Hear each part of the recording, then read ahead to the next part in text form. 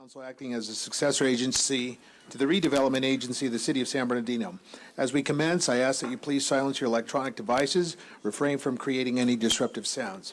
At this time, I do invite Pastor Chris Reinhardt from Sandals Church to lead us in the invocation, and followed by Elijah Thomas from the Arrowview Middle School to lead us in the Pledge of Allegiance. Elijah is in the 6th grade and is also our Mayor Pro Tem's nephew.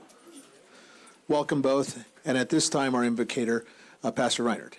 Thank you, Mayor and Council. Heavenly Father, I just thank you for this chance to gather together. God, I pray that ultimately the best things would be done for the city of San Bernardino. God, I thank you for entrusting us with this great city. God, I pray as citizens, as elected officials, as employees, that we would be good stewards of what you've given us. God, I pray that we would act with integrity, that we would do what we need to do to bring San Bernardino to the glory that it is and it deserves. I thank you for all these things, and I pray them in Jesus' name. Amen. Amen.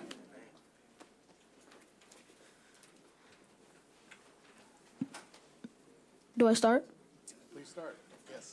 I pledge of allegiance to the flag of the United States of America and to the republic of which it stands, one nation, under God, indivisible, with liberty and justice for all.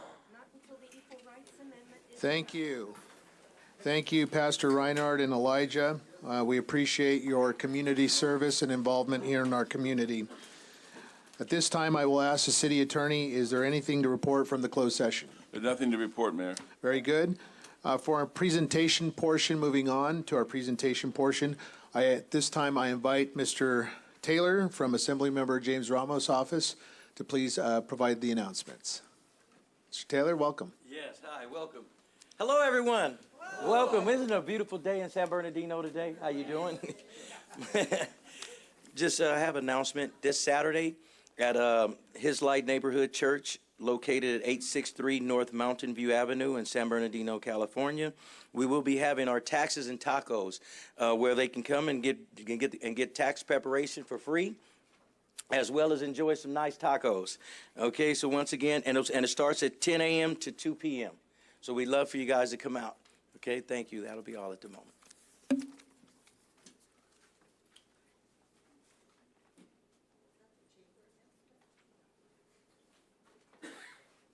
Very good. Thank you, Mr. Taylor. Next, I invite our representative from the San Bernardino Chamber of Commerce to provide their announcements. Please proceed. Welcome.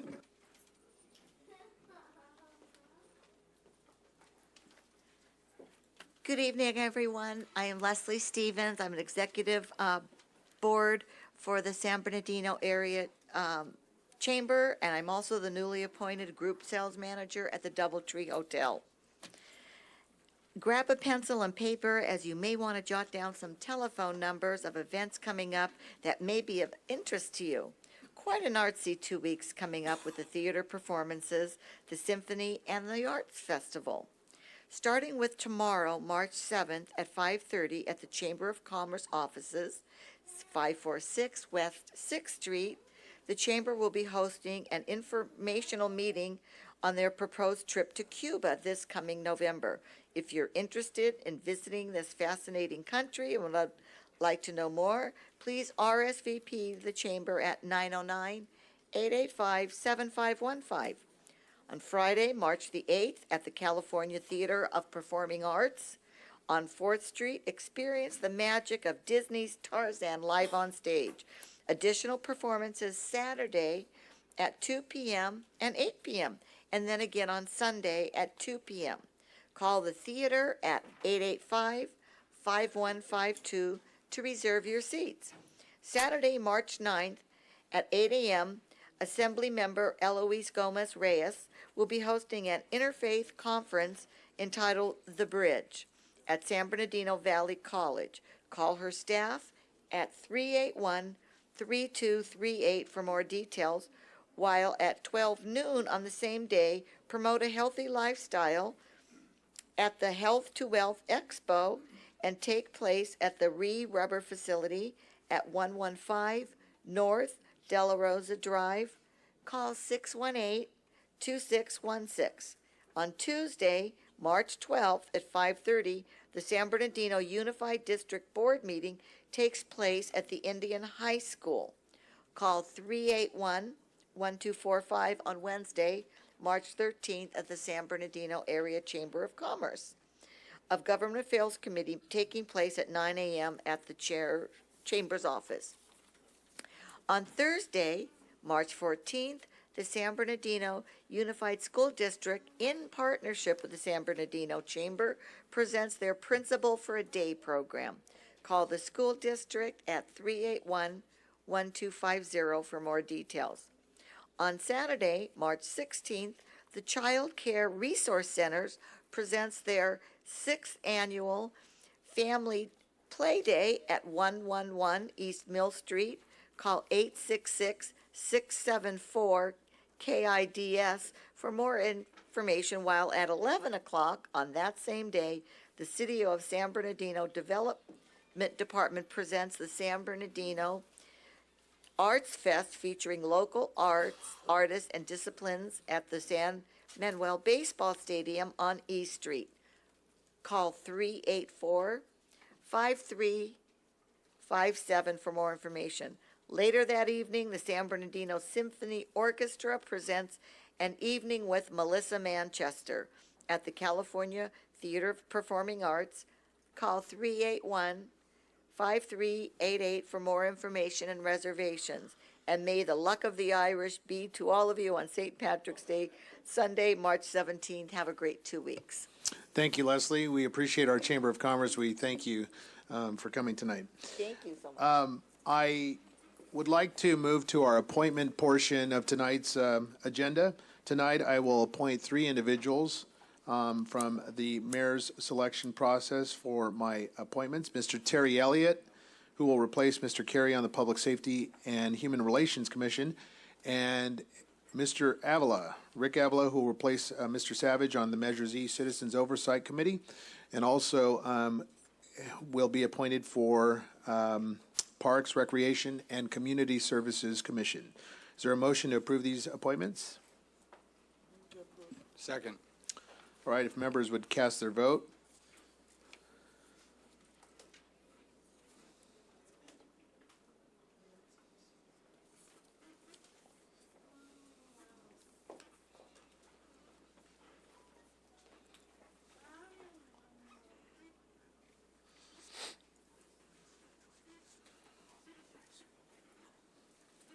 Mayor, on the appointments, the motion to approve was made by Ms. Richard, the second by Mr. Nichol, and the item passes 6-0. Thank you. Ms. City Clerk, I will call the gentleman forward. Mr. Elliott, Mr. Avila, the city clerk will administer the oath, and then I will follow and meet you at the podium to present your certificates. All right, please raise your right hand. Want to say state your name, please do. All right, repeat after me. I, state your name. Richard Avila, Terry Elliott. Do solemnly swear to support and defend Do solemnly swear to support and defend the Constitution of the United States the Constitution of the United States, and the Constitution of the State of California the Constitution of the State of California, against all enemies, foreign and domestic, against all enemies, foreign and domestic, to bear true faith and allegiance to bear true faith and allegiance to the Constitution of the United States to the Constitution of the United States and the Constitution of the State of California, and the Constitution of the State of California.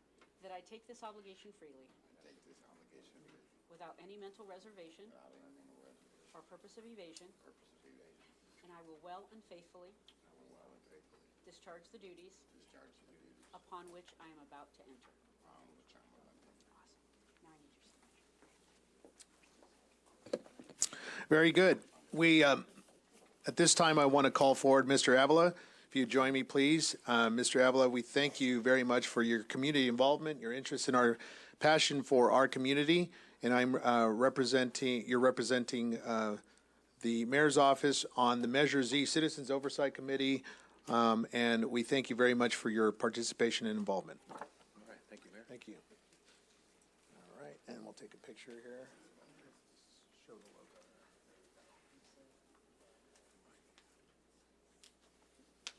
And don't go too far, Mr. Avila. Also, representing the mayor's office, Parks, Recreation, Community Services Commission, we salute you, sir, for all of your community involvement, and we thank you.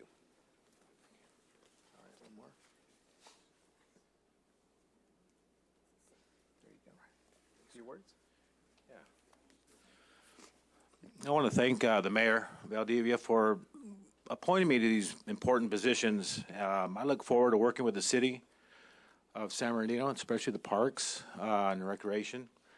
And I know several people that are involved with the parks. I think there's going to be a speaker here tonight. And we got to take advantage of all the federal funds that are for the parks and for the city and other departments as well. Once again, thank you, Mayor Valdivia, for giving me these positions. Thank you, guys. Thank you. Good luck. Our next commissioner that I'd like to present this certificate is Mr. Terry Elliott. To the Public Safety and Human Relations Commission, received your certificate this 6th day of March. Terry and I, a little known fact, years ago, I got my start on a commission, and Terry was the chairman of it. And so it's just been a joy to work with Terry over the years. And we appreciate your church and what you're doing in our community. Come and join us, would you? And we'll take a picture here.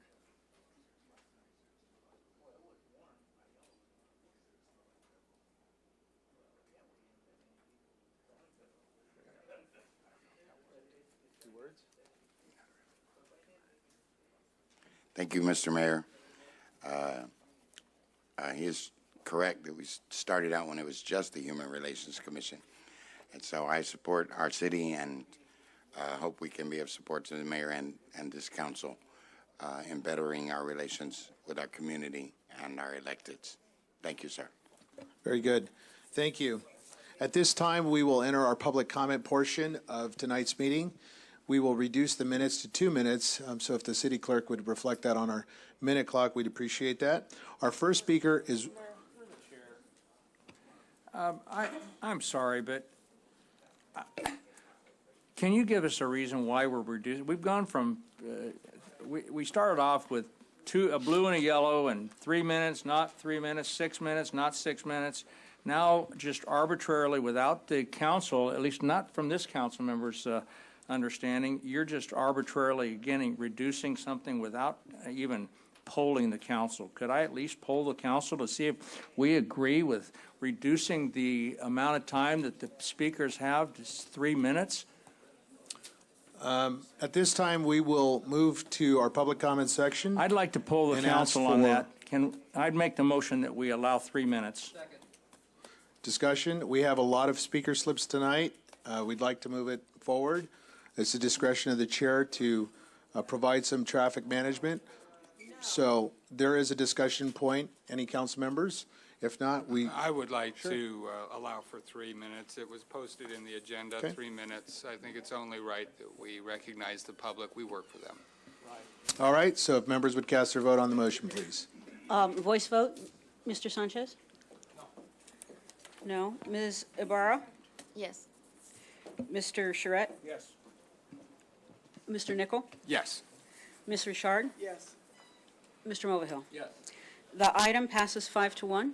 All right, 3 minutes on the clock. Mr. Johnson, you're recognized, followed by Ben Eilenberg, followed by Sandy Bonilla. Mr. Johnson? Rick Johnson. Movie? Yes, Jackson. Yes. My apologies. Mr. Jackson? Thank you. I'm Rick Jackson. I'm the owner of Med Products Group. I won't take the whole 3 minutes, I hope.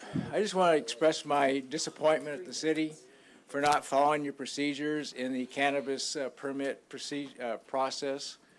Also, I think about 90% or more of my score was based upon the interview. And my recollection is that the people who were interviewing me did not take notes. I don't know how they scored me. So I'd like to see this, somebody investigate that, because it just wasn't fair. The whole process was changed. A lot of us worked very, very hard, put a lot of money and effort into this process, and we weren't even considered, on a fair basis. And that's just all I wanted to say. Thank you. Thank you. Our Mayor, next- also through the chair, please. You're out of order, Mr. Charette. Just a minute. I have a question of the city attorney. Mr. Charette. I have a question, please, with regard to procedure here tonight. We've got a special meeting that's posted. We've got 2 meetings. I have a question about how we're going to deal with comments on those meetings. Are these people speaking To which meeting are they speaking to? The special meeting that was called? Or are they speaking to our previously pre-scheduled At this time, meeting? Mr. Charette, I am going to recognize all speakers. I'd like Just a a minute, ruling Mr. from- Charette. Mr. Charette, if you allow me, the chairman of this meeting, to provide some direction here, I'd be happy to answer that question. Thank you. We're going to take comments that are recognized and received by our city clerk, and we will recognize all comments. Our next speaker, You haven't answered the question. Are they speaking to For 3 minutes, the special meeting or the regular that's scheduled correct, meeting? Mr. Charette, both items. Our next speaker is Ben Eilenberg. Mr. Eilenberg. Thank you, and I'll try to keep it to 2 minutes as well. As you know, I'm the lawyer on the Washington versus City of San Bernardino matter. Frankly, we had a couple of appointments earlier in this meeting. I'm just here to suggest that we appoint one more person, which would be an investigator, to find out exactly what happened. It's something that one of our council people has already come out and stated would be a good idea. We're hearing from other council members that it was the consultants at issue, HDL. We're hearing from others that it was the city manager. We're hearing all sorts of different things. And frankly, my lawsuit is designed to get at the truth, figure out what happened. Ultimately, I'd imagine the city would like to know that as well, and frankly, I think they'd rather know it before I do, so that we can deal with it. So my suggestion is that we follow the very good advice of one of our council people and bring in an outside investigator to look into everything that happened and come back with a report to the city. Thank you. Thank you. Our next speaker is Gina Escobar. It's Escobar, followed by Sandy Bonilla.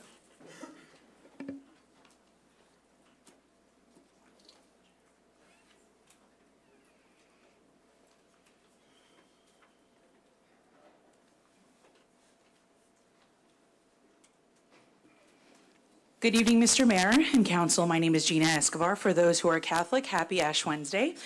I am here this evening, as are many others from the cannabis industry, to respectfully submit that tonight, during the portion of matters initiated by Council, you please direct staff to bring forth the amended ordinance that was suggested by the councilman in Ward Number 5 on February 21st, 2019, that allows for more licenses to be granted to expand San Bernardino's legalized and regulated cannabis business sector. Your city, regardless of its current climate, is doing what's right by allowing medicinal and adult use operators to open up shop. The benefits San Bernardino will see vary from the generation of much needed revenue to help expand city services, provide more enforcement towards illegal operators, enhance, beautify, and revitalize blighted neighborhoods, and quite frankly, the city will become a leader in the Inland Empire. I would be remiss if I didn't mention all the jobs that could be created as a result of this. Your community deserves quality businesses. Your constituents that voted for not only the passage of Prop 64, but for you during your campaigns to represent them deserve access to safe, tested, and quality cannabis products. The local nonprofits also need more vested community partners to help expand and provide more services to children, families, and veterans. This has already been a long and exhausting process. It is now time to see all the efforts be put to good use, and I would like to highly suggest that as individuals, you make yourselves available to any of the applicants as to not give the impression of selective voting. Please continue to matter load and learn all about the aspects of cannabis. Cannabis is a very lucrative enterprise, and I also understand that is not the only concern on the table in this community. However, it's here whether you like it or not. Also, the negative impacts by not having adequate or insufficient operators won't go away.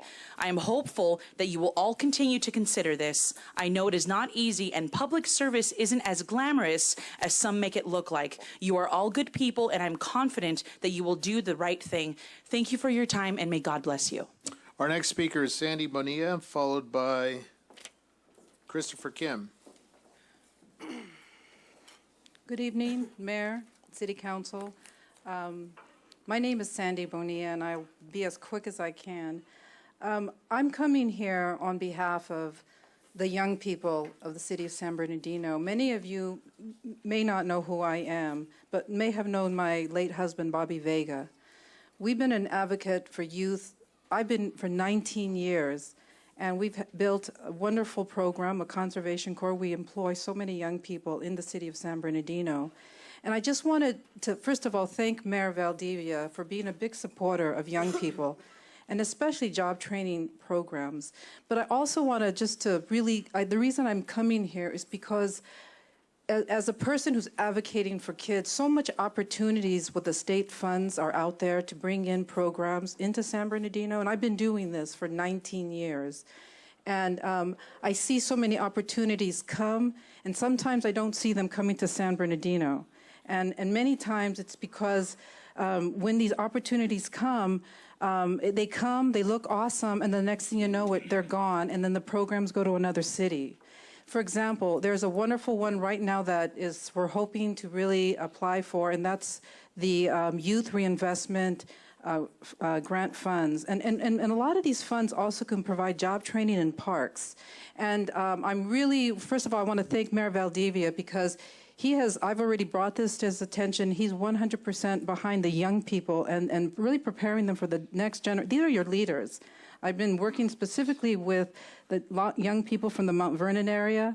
I'm just coming here to say that please, when these opportunities come, that we embrace it as a council, because what ends up happening is the young people are the ones who won't get the opportunity.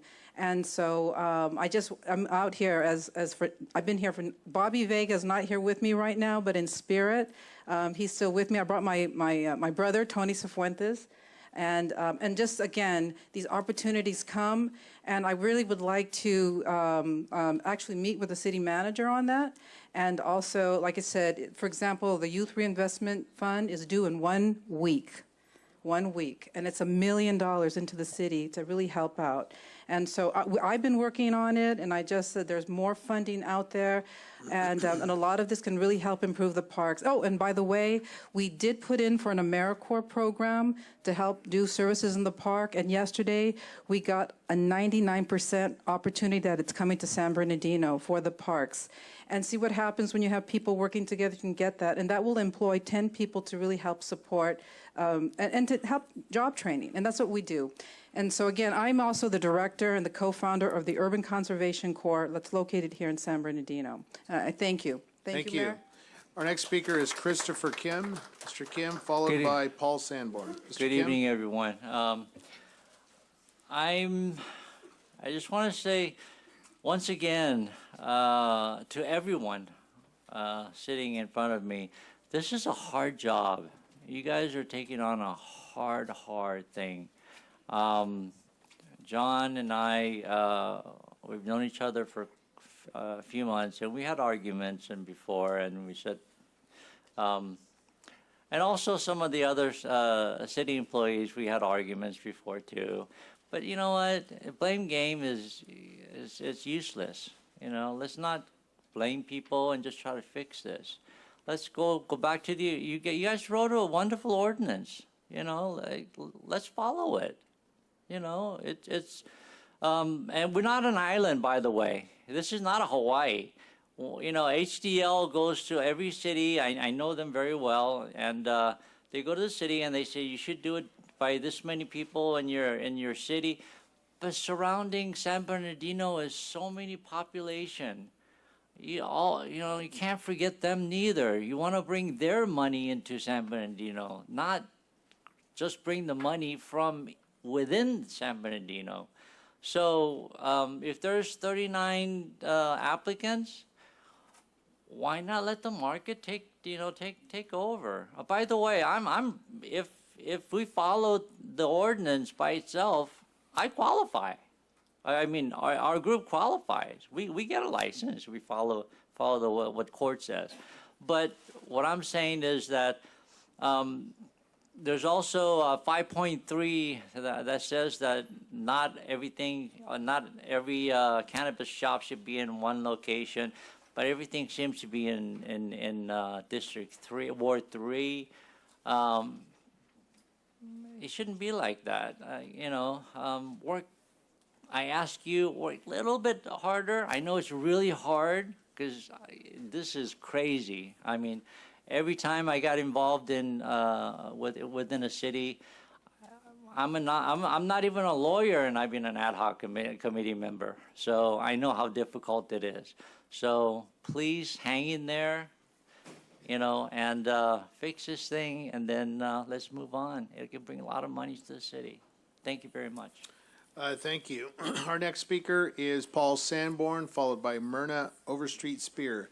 Mr. Sanborn, you've submitted two speaker slips. Yeah, I'll cancel that second one. Thank you. Good evening, Honorable Mayor and Council. On here it says, discuss in private direction to the city attorney. I've got a client that called me yesterday explaining to me about a problem that he's got. And what the problem is 632 North Crescent. He's interested in buying that piece of property from the city. And somebody named Christie or Chris in the city attorney's office told the real estate agent, we're not going to sell to that man. This man has a lot of money. And he's come into this town and done quite a few places. And I'd be honest with you, I think myself you need at this point here to set up an FBI investigation. Somewhere down the line, and I'm just saying hypothetically, it almost sounds like a Scott Beard deal. And I don't know if you're behind it, Mrs. Miller, or whatever. You ought to post those addresses and in turn go ahead and set up an auction. And in turn go from there and make it fair for everybody. Thank you. Thank you. Our next speaker is Myrna Overstreet Spear, followed by Majid Siraj. Welcome. Good evening.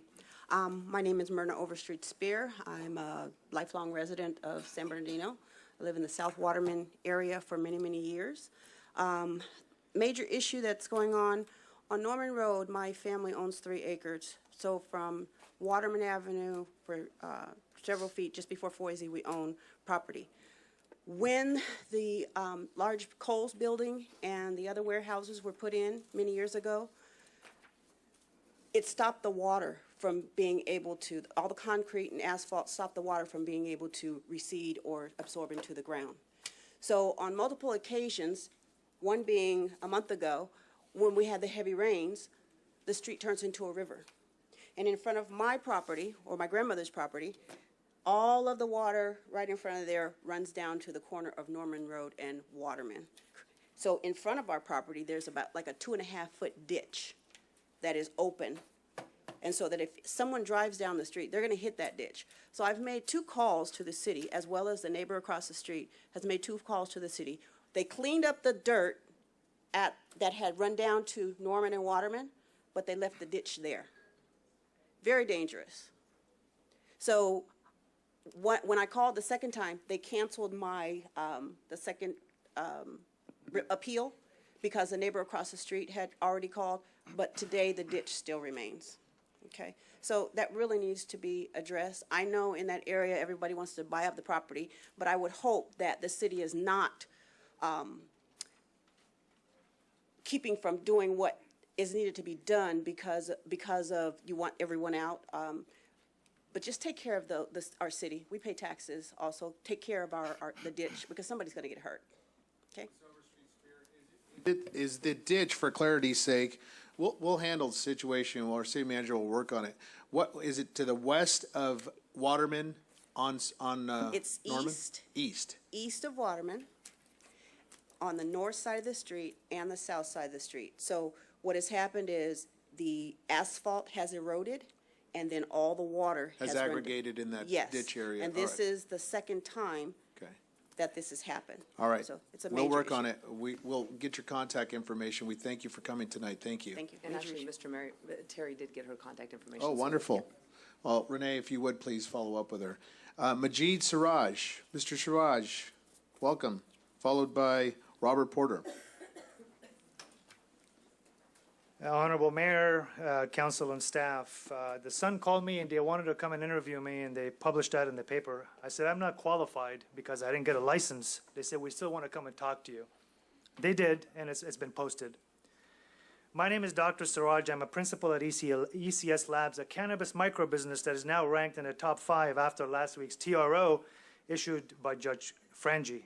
If Judge Cohen issues a permanent injunction against the city on Friday, we will ask the city to approve our cannabis micro-business license. I'm not here to make wild and outrageous accusations against the city or its officials that have no basis or merit. I don't believe in some vast conspiracy, systemic corruption, or pay-to-play scheme. I don't believe anyone walked into Ms. Miller's office with a suitcase full of cash in exchange for a cannabis license. However, I believe that the city had a pernicious and sinister agenda. It is abundantly clear that every phase of the application process was not objective, consistent, fair, and judicious. As Mr. Nichols said, it was messy. As Mr. Sanchez said, how could we review 7,400 pages of applicant information in 4 days? Thus, the entire process has been called into question. At the end of the day, can we honestly trust the scoring system? Can we trust HDL? Can we trust the city manager? Can we trust the community development department? Can we trust the selection committee? The answer to all of these questions is a resounding no. Therefore, if the city council based their licensing decisions on faulty data, then the outcome is faulty as well. There was a complete system failure. How could the city council put its trust in such faulty scoring system and phase 4 charade that followed? 20 feet from here, on the last day of the applications, Stephanie said, "We are not accepting applications after 4 o'clock as evidenced by the guidelines." But on 6/27, the city accepted an application 2 days later. That was sinister. That person took the opportunity from somebody else. And I figured why. That would have eliminated 3 cultivation licenses that would have generated the city $350,000. So the city struck a deal with the devil. We're going to break every law in the book to generate revenue. The evidence will clearly show, both in the court of public opinion and more importantly in the court of law, that the entire cannabis application process has been ethically and legally compromised. Thank you. Our next speaker is Robert Porter, followed by Phil Savage. Mr. Porter, welcome. Mayor, council, good people. I came to tell a little story today. My first political event really was Wendy McCamick's was running for mayor, and she had a meet and greet over at the Historical Society.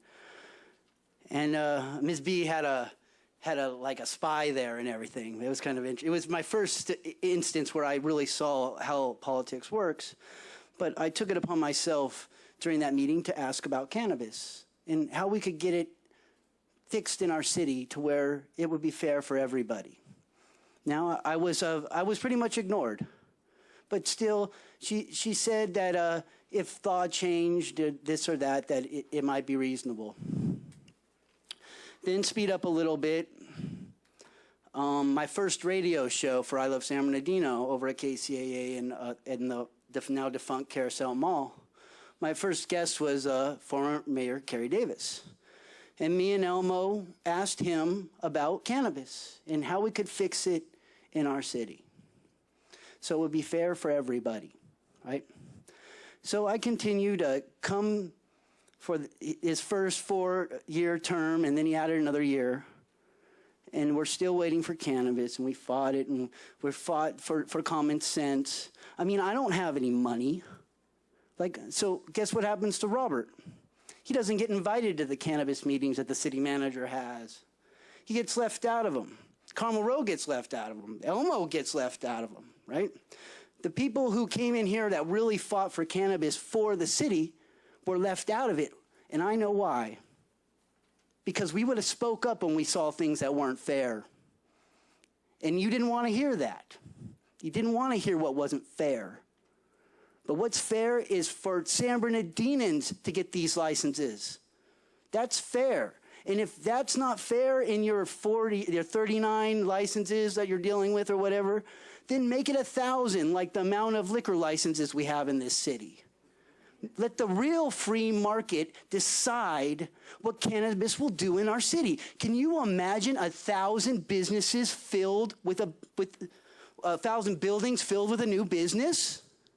It would be an instant uplift for our community. And then let the free market weed them all out, and let you guys weed them out. If they're doing wrong, you get rid of them after that fact. But at least let the free market work this and stay out of it. Let a commission do it so you guys can be free to do what you're doing up here, but stay out of the cannabis stuff because obviously we can't handle it because it's front page news. Just because we try to ignore it doesn't mean it's not a super big deal. Thank you very much. Thank you. Our next speaker is Phil Savage. Mr. Savage, welcome. Followed by Howard Friedman. Good evening, Mayor and council people. As stated, I'm Phil Savage, a lifelong resident of the city. Before I make my regular comments, when I appeared last time, Mayor Valdivia, you asked me what I was smiling about when I was sitting in the audience, and I didn't have that time to respond, but what I was smiling about is what I smile about tonight. I am very excited when I hear this many people come to talk about what they want to have happen in our city. I'm smiling because we had people saying that night that they love the city and they want to make it better, and I do, and I thank the people that come, and I'm glad that all of you council people and the mayor and staff are trying to do the same. We may have different views, but I think we all have the same objective. I'm here to speak on item 1 on the special agenda concerning the proposed revisions of the municipal code of the city concerning the responsibilities of the city manager. And basically, I'm in agreement with the concept that it needs to be reviewed for legal review. While I was very involved in the creation of the charter, doing the drafting for it, I had no involvement with the actions taken by the city when they put the municipal codes into effect. So I have really no qualifications concerning those details. However, I do know what the charter says, and I have serious concerns as to what all the proposals that are in that revisions to the municipal code, whether they are consistent with the charter. In fact, I believe they are not, but what is important is that they get proper review by legal counsel as to whether or not they are consistent with the charter. The city got excellent, as I understand it, counsel and advice in developing those municipal code provisions, and I trust you'll get similar advice and counsel from qualified people to review anything changing the responsibilities that relate to that charter. Thank you very much for the time to talk. Thank you. Howard Friedman, our next speaker, followed by Yolanda Martin. Welcome. Thank you. I am also disappointed regarding the cannabis process, and I would like some explanations. For example, if the general plan location was an issue, why wasn't it included in the zoning verification process? It could have saved me lots of time and money and stress for our location. Then you made some general plan exclusions for certain people, but not for others. On the Phase 2 appeal, I paid to appeal, but I never got a chance to appeal. You just gave me the minimum score and passed me along. Had you given me an opportunity to actually appeal, I might have been able to raise my score. In regards to local enterprise, you all know me and my son, David. We're spearheading the revitalization of downtown San Bernardino by opening businesses, by getting arts and culture involved, getting the Cal State San Bernardino and the young people involved, and yet we received a minimum score for the local enterprise, while people outside the community with barely any ties or no ties get higher scores than us. It really doesn't make sense to me. And finally, on Phase 4, we paid and made a presentation, but then you made a decision that basically disregarded Phase 4 and just said, well, let's just take the scores from Phase 1 to Phase 3. So I don't even know why we came to Phase 4 and paid for that, because it didn't seem to count for anything. So please consider these items in moving forward, and someday, I know you're having all sorts of litigation, and it's probably difficult to speak about it. I would like an explanation of those items. Thank you. Thank you. Our next speaker is Yolanda Martin, followed by Justin Makakis. Hi, I'm speaking to you today about the vacation of I Street, Main Street, and Broadway Street. I Street and Main Street affects us directly. Our garage, you have to go up Main Street to get to our garages. If you vacate that street, we'll have no entrance to be able to get into our garages.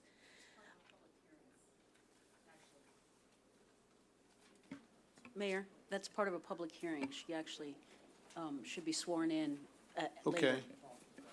later. So, Ms. Martin, why don't we do this? We're in the general public comments right now. We'll go ahead and put you, I'll make a clear note of that, and we will take your comments then. Okay. Thank you, Ms. Martin. Justin Makakis, followed by James Martin. Good evening, Mayor and Council. My name is Justin Malakis. I live in the city. I'm here not to talk about cannabis, but I'm here to talk about fencing requirements. We have an existing fence that's approximately 42 inches in height, but the animal control code says it needs to be 2.5 times the shoulder height of my dog. I have a German Shepherd. He actually died. We're going to get another one. So that means I need a fence that's almost 6 feet high. But the building code says you can't have a fence higher than about 42 inches. So I talked to Officer Beal of the Animal Control Department, who in turn talked to Senior Planner Polina Majas, and she said the more restrictive code would override. So what she is telling me is she's dictating to me what kind of dog I can have. Because if I have a German Shepherd, the animal code says I have to have a fence almost 6 feet high, and which is higher than the building code. So I would hope that the council would relook at this code and make it more fair for San Bernardino citizens. Thank you. We'll follow up with you. Our city manager will grab your name and number, sir. Thank you for coming tonight. Our next speaker is Don Griggs, followed by Kyle Patterson. And Mr. Martin, James Martin, that's a public hearing item, so I got you here. We'll hear you in just a few minutes, sir. Don Griggs, followed by Kyle Patterson. Welcome, Mr. Griggs. Thank you, Mayor and Council. My item is hopefully be a lot lighter than some of the others you guys have been listening to today. First of all, I want to introduce myself as Don Griggs from Design by Don, on the Necktie Company, and I want to personally thank Councilperson Basine Ricard for awarding some of the black organizations for Black History Month, and my organization, Westside Action Group, was one of the recipients. I want to thank you very much for that. And also, with that thought, want everyone here to know that we've been in business for, business organizations have been around over 40 years. And I've been there about that long. And any of you, all you council people or anyone here is welcome to our meetings every Monday, 12 to 1, at the Center for Youth and Community Development, which is the Old Boys Club building. The reason I'm here, I'm wearing 2 hats. I want to mention that. My second hat I'm wearing is that the award was given to us was presented by my friend Fred Charette, Councilman Charette there. We appreciate it so much. There was a statement made which I need to correct, and I had numerous calls on it. Fred, if you recall, you called our president up, who's with me tonight, Mr. Stan Fudge. Do I need to apologize in public? Not yet. Not yet. Wait till I finish, then you and I can talk about that. I was called out on that, and I know you have. I figured you had been. I've been called on it too. What Fred said, by the way, I'm a necktie designer. That's what I do. He called Mr. Fudge had this tie on, and he said, "Wow, it's a nice Christmas tie." So, actually, I apologize for not knowing that is a representative of Black history. Is that not correct? Well, it's a Jamaican flag. Okay. That's their colors, and the Liberation tie by Marcus Garvey. I realized when they didn't laugh at my joke that that you said something wrong. That I had stuck my foot right in my mouth. Yeah. So I apologize. That's okay. It was a good call, proceed, Fred. sir. Go ahead. I appreciate Yes. it, Fred. It was a good call. But I just want to explain that because I had calls on it too. People calling me said, "You heard what he said?" I said, "Yeah, I heard it. It's okay." But anyway, just quickly, it's black, green, gold, and red. And the black stands for the hardship. The green stands for the land. The gold stands for the shining sun, and the red stands for the blood that's been shed. And so I just wanted that to be known. And Fred, it's nothing against you. You know that. I've been knowing Fred, maybe about 40 years. I go back with he and Denny when they had the Crown Printers, and I did a lot of business with those guys. So it's nothing personal here. But I just wanted to at least show a few things. So, Fred, if you ever see any of these ties out here again, whatever you do, Fred, don't say Christmas when you see my ties. Okay? All right. Okay. Thank you, Don. Yeah, that's okay. You owe me. Duly noted. All right. Duly noted. Thank you, Mr. Patterson, or Mr. Griggs, I should say. Kyle Patterson, our next speaker, followed by Ms. Beltran. Welcome. Hey, thank you guys for allowing me to be able to speak and say hello to everyone. I'm glad to be here today. Thank God. My name is Kyle Patterson. I'm a career carpenter, a union carpenter. And on April 27th, we will be having a day of appreciation for the community at Neighborly Service. It's an organization that's been around almost 100 years coming up. And this place right here, the lady that's over there, her name is Vicky. She approached the carpenters and was like, hey, we have our building is really dilapidated and we need some help over there. Can you guys come out and help? So we have residents that live locally and we want to, they want to get involved in their community. So April 27th, we'll be coming out 7 a.m. to about 2:30 and help painting the rec room. And we would like you guys to come down if you're in the area. It's communities organizations like this in our community really do a lot for the young folks. I was once one of those young folks. I had a YMCA, though, growing up. So it's very good what they're doing, and we want to help them out and partner up with them, and we'd love to see you guys down there. More community involvement. That's what we want our members to get involved with. Thank you. Thank you. Our next speaker is Alexandra Beltran. Ms. Beltran, welcome. Followed by Stephen Munoz, followed by Victor Munoz. Good evening. My name is Alexandra Beltran. I'm a resident of the Fourth Ward of San Bernardino, and I'm here to speak about the special meeting. I was confused about why there was a special meeting called at the same time as the regularly scheduled city council meeting, but concerning the role of the city manager, I'm just concerned if these changes are actually directly related to the role and not the person, because I know that there's allegations against Ms. Miller, and if those are those should be dealt with separately and not have changes made because of the individual. And I also wanted to say that I was one of the people that supported the charter change, and I still believe that the charter structure should be kept. I know some things, little things need to be changed to make the city more efficient, and I would support that, but I hope that you're keeping the best interests of this people of San Bernardino when you're making these changes to the charter that will live on when you're not here anymore. The charter will still be in effect and not just be affected by one individual. Thank you. Thank you. Stephen Munoz. Mr. Munoz, welcome. Hello, Council. Yeah, I just wanted to retell some of our attributes. I'm from 3P. Last time was a little bit chaos over here last time, so I didn't get to talk about much. Some people were on their phones and stuff like that. So our operational and safety, security, and environmental impact mitigation plans are comprehensive and were created by professionals.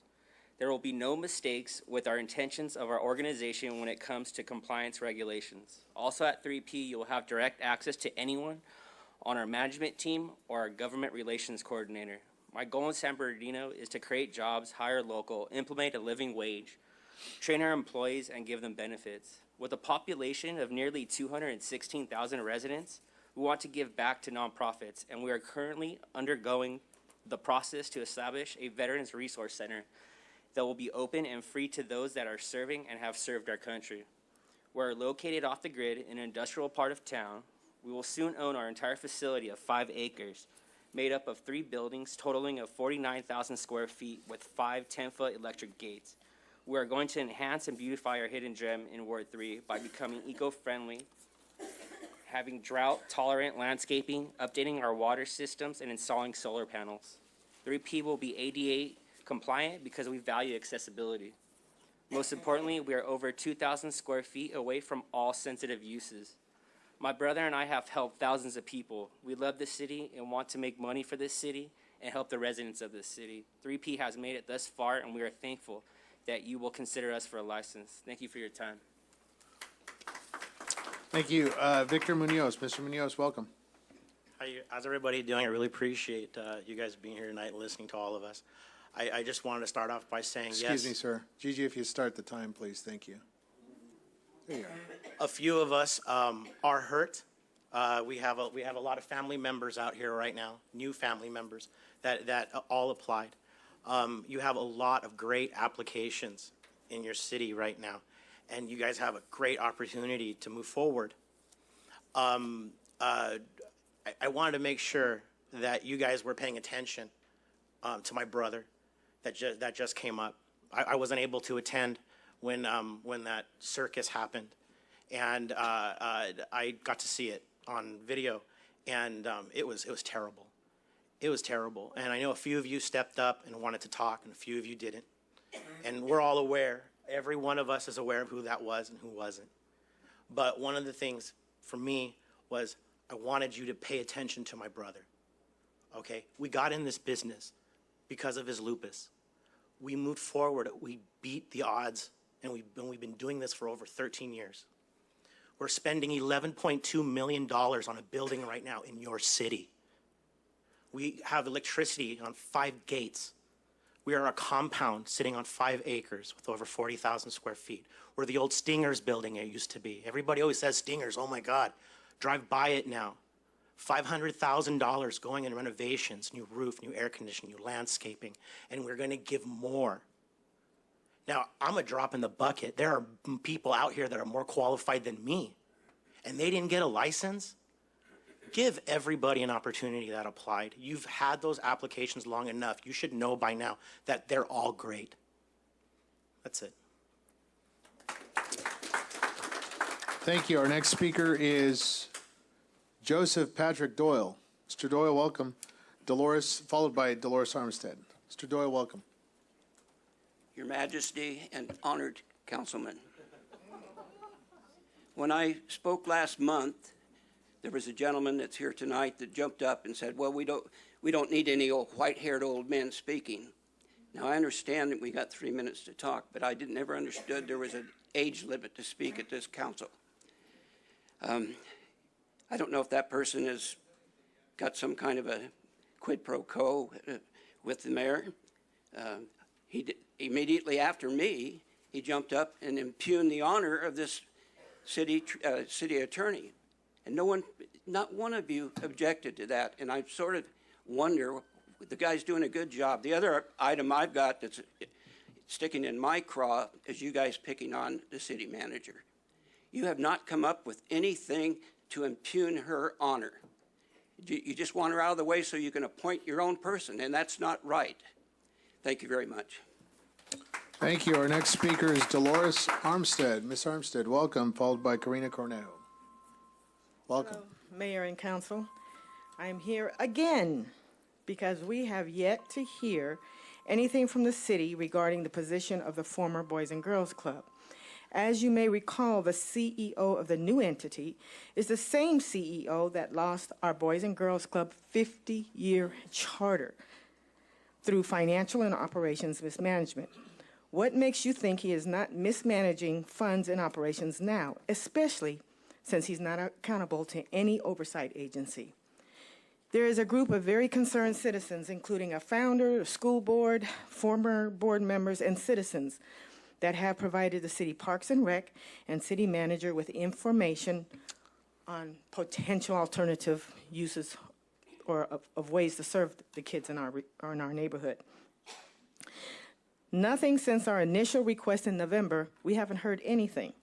Is this because the CEO is friends with somebody? We don't know. Somebody in the city? We don't know. We just don't understand why we haven't gotten any resolution yet. We can clearly see through the CEO's strategy. String along any decision long enough so the city feels forced to keep him in the building for another year. Then the school board is forced to continue another year with his contract. You, as a council, are allowing him to continue this farce of serving our children. You need to conduct a forensic audit of financials and operations. It will open up your eyes. Ultimately, the council is again mismanaging my and your tax dollars. A second issue, potholes. The city is an embarrassment regarding the potholes. And it is only a matter of time before one of these canyons cause some great harm to one of our citizens. I don't know who the city is contracting to repair the potholes, but are they just filling the holes with black water? Seems like it. They fill a hole, and as soon as it rains, the hole comes back larger. Remember, you're supposed to award the contract to the lowest responsible bidder. Not the cheapest, the lowest responsible bidder. We really need to take care of our potholes in the city. Thank you. Thank you. Our next speaker is Carrie Davis. Oh, Karina Cornejo, my apologies. Good evening. I'm here to address the council tonight regarding the special meeting, the staff report. I'm asking the mayor and council to put our city before your own political wants and desires. Every person seated on this dais was elected to assist in the advancement of our city. Changing the municipal code as it pertains to the city manager's duties only causes confusion and continues to cause friction.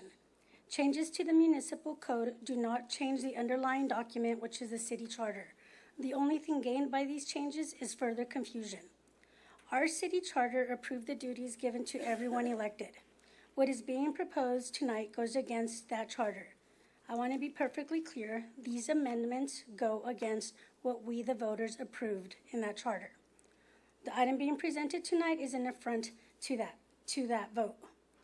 If the elected officials of this city will not agree to govern by the charter that the voters approved, then the voters need to reevaluate who we have representing us.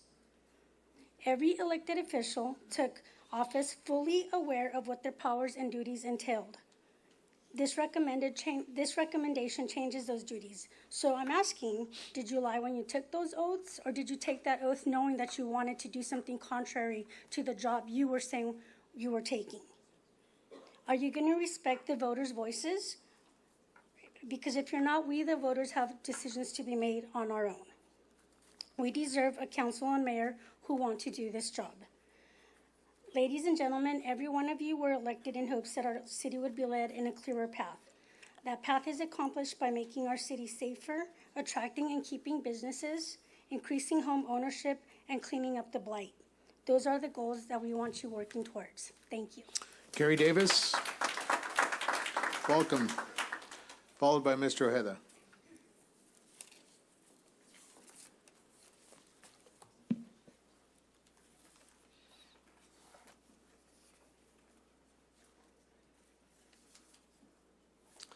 Good evening.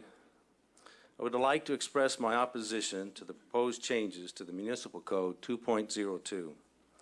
On June 30th, 2011, the grand jury issued a report to Judge Elwell and stated in part, "I would especially like to thank CEO Greg Devereaux and the Board of Supervisors who were extremely cooperative with the grand jury. This year witnessed an administrative change when the county administrative officer became the chief executive officer. I feel this will be a very positive step in bringing a more ethical and moral transparency to our county. The county had been struggling with their roles as policymakers versus administrators.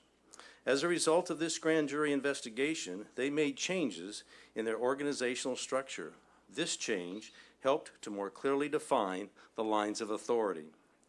The voters in San Bernardino in November of 2016 also elected to more clearly define the roles of elected officials versus professional management by adopting our new charter. The risk we face by weakening the council-manager form of government is to create an imbalance and potential abuse of power. The following letter was issued by the City Attorney's Office on February 1st, 2018, to then Councilmember Valdivia, and it demonstrates the need to maintain clear lines of authority. I will read a segment of that letter. Councilman Valdivia, it has come to our attention that your conduct is interfering with the administration of the city in violation of Resolutions 2015-71 and Sections 2.58030A and 2.580350K and N of the Municipal Code. Specifically, the concerns involve directing the staff as to the appropriate means to achieve the council's goals, attempting to divert management from the approved priorities and issues of personal interest, and directing department directors and other staff members related to personal objectives. Your conduct may also place the city at risk for liability related to a hostile work environment, as reported by employees who indicate your tone, demeanor, and communication skills impact their ability to effectively do their jobs, altering the terms, conditions, and reasonable expectations of a comfortable work environment. The professional and personal conduct of the mayor and city council must be above reproach and avoid even the appearance of impropriety, as required in Section 2.58.050A. This correspondence is intended to respectfully request your compliance with the above noted rules of conduct. You are asked to refrain from continuing to behave in a manner that violates the municipal code and codes of conduct adopted by the city, as well as in the manner that subjects the city to exposure to liability Mr. for a Davis, hostile work environment. Your time is up. Again, I reiterate my opposition to the changes to Municipal Code 2.02. Mr. City Attorney, that was a confidential matter, and I'll be formally filing a complaint. Mr. Ojeda. Hello, good evening, everyone. My name is Luis Ojeda, founder of We Are the Change, and I'm happy to be here once again. And I just want to talk to the cannabis community that I was here for the special meeting that day, and I heard all the good things that you guys were going to do for our city. And I mean, Disneyland, you guys put them to shame. But what happened last week? Some of you guys are suing the city. And why do I bother with that? Because once the city gets sued, it has to defend itself, and they're going to have to defend itself with our money, with the taxpayers' money. So for me, I understand that many of you guys are not happy with the process. I don't think nobody is happy with the process. I talked to some of you guys last week, and I say, you know what? Nobody's happy with the process, but why don't we cool off a little bit, and we just have a dialogue with the authorities and with you guys, and stop the threat and blackmail of lawsuits. Because honestly, don't ruin the goodwill of the people of San Bernardino. Let's come to the dialogue table. I'm sure that it'll be better for everybody to discuss this issue privately than in court, because a lot of you guys are going to get harmed by this. So in another topic, I don't think that at this moment, when there's some alleged illegalities and corruptions, that it's not wise that we're going to try to change the charter. Why? Because I don't think that this diet has the moral authority to do it at this moment. And also, we keep talking about things that they're important, but at the same time, they're not affecting the people of San Bernardino directly. What am I talking about? I'm talking about that I haven't heard any concise plan of what are we going to do about crime. Any plan yet? We're still talking about, oh, well, we're not able to hire a police officer. I don't blame them. Who wants to come and work in this city when we look at the newspapers? And plus, we're not talking about what are we going to do with the homeless problem. with trash. Our streets are beyond repairs. There's nothing to be done with those streets just to replace them altogether. Because let's do the math. How much money we're spending every single week, okay? The lady, she's my neighbor that came earlier about having a complaint. And I was the one that cleaned Norman and Waterman because we have like 2 feet of sand, okay? And the ladies that goes to school, Carmel, you know about that, they were getting stuck. And the guy that owns the tire shop called me and said, can we do something about it because somebody's gonna get hurt. Thank you. Thank you, Ms. Harlan.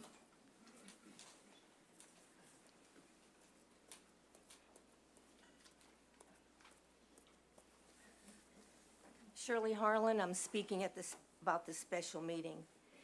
In our charter, Article 10, Section 1001, there is a periodic review provision.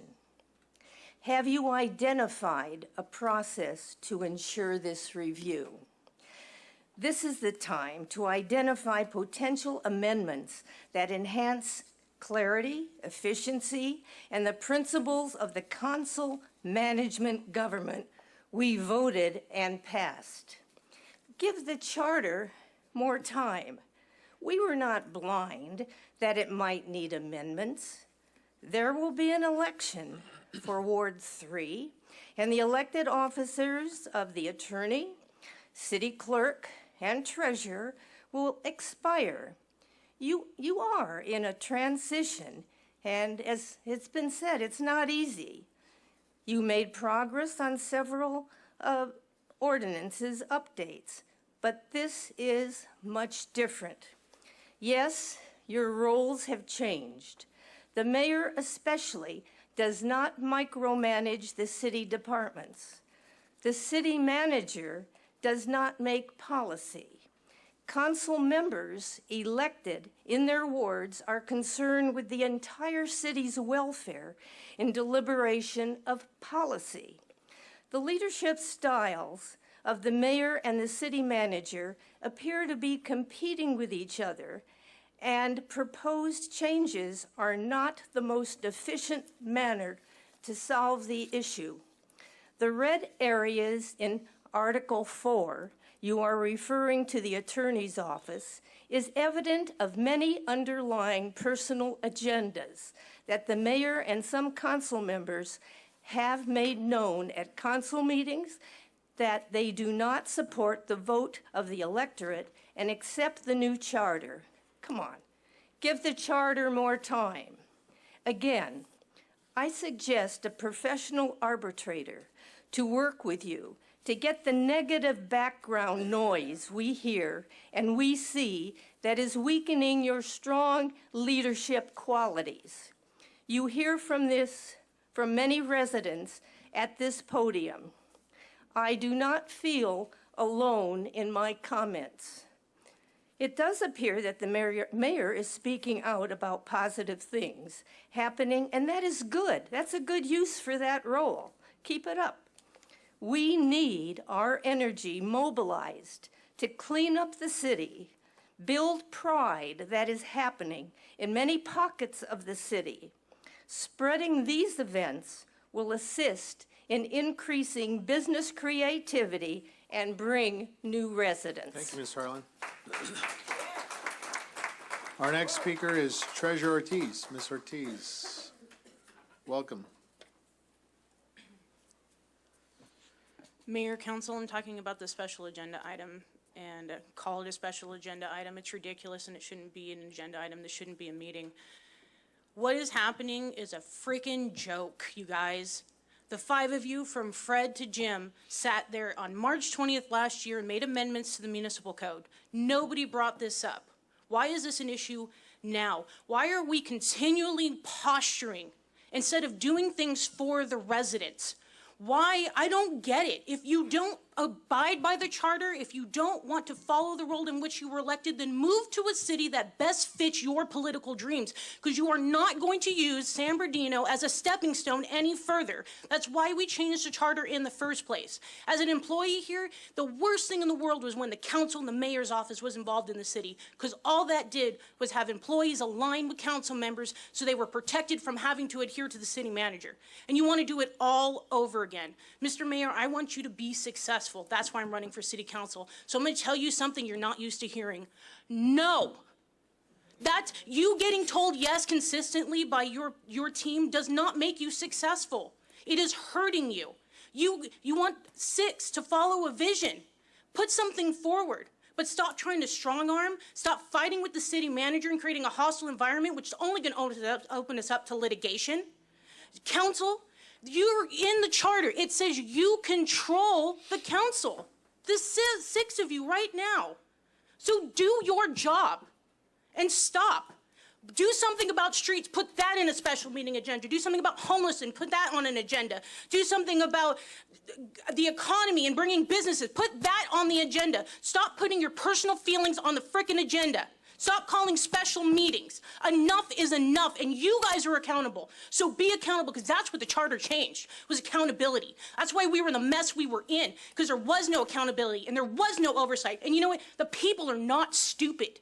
We know what's going on and we see it every day. You think we don't know that there's dysfunction? You don't think that we don't know that you guys don't get along? Yeah, we do, and we're tired of it. We have enough outside forces trying to keep us down. We don't need you doing that to us here. You're supposed to be us. So do it and do your job. Thank you.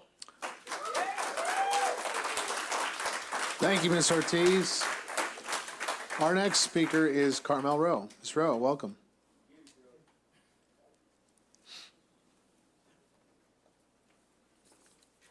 So I guess I'll hang out on this side today. Carmel Rowe, 42-year resident, and I'm here just to say that I told you guys so. I've been here since 2011, 2012, trying to get you guys to understand cannabis in the city.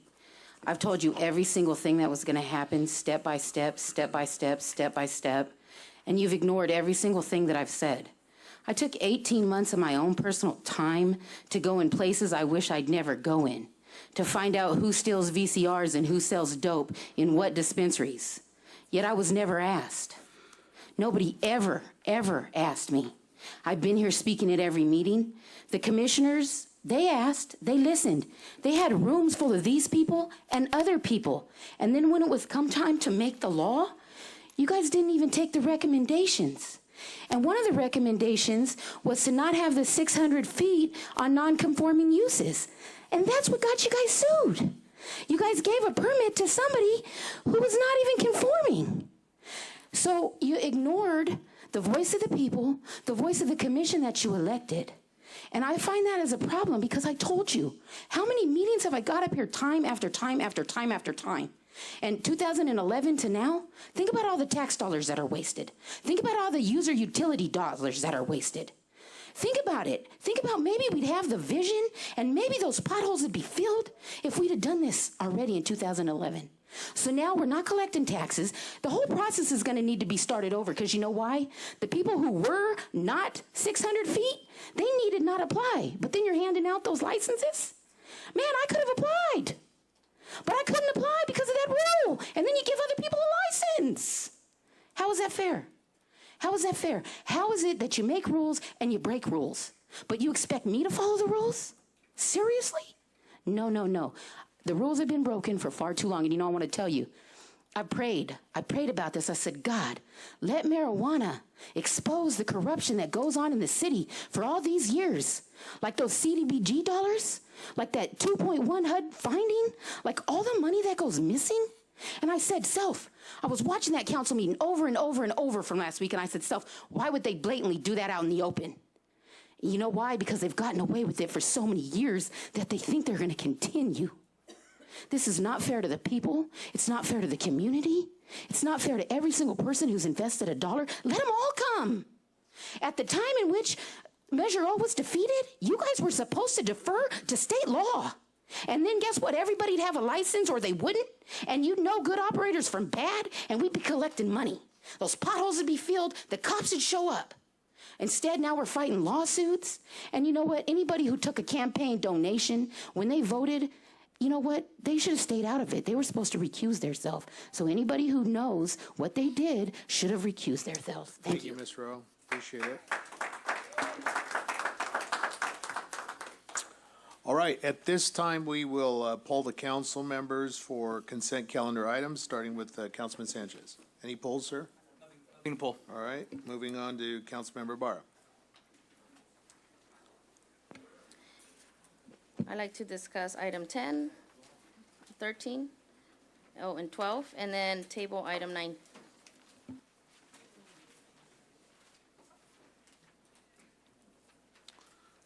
Councilman Charette. Councilman Nickel. I have a quick question on 8. I don't need to pull it. I just had a question Sure, from go a for it. constituent. The concern was emergency vehicle access, being able to use those medians if they need to turn around. I assume that's been accommodated for. There were some issues, I guess there were some raised medians in some other cities, and it caused damage to the fire vehicles. And so just want to make sure that that engineering consideration has been made, that it's not going to cause damage to fire trucks. Good evening, Mayor and Council. Yes, we took consideration for that.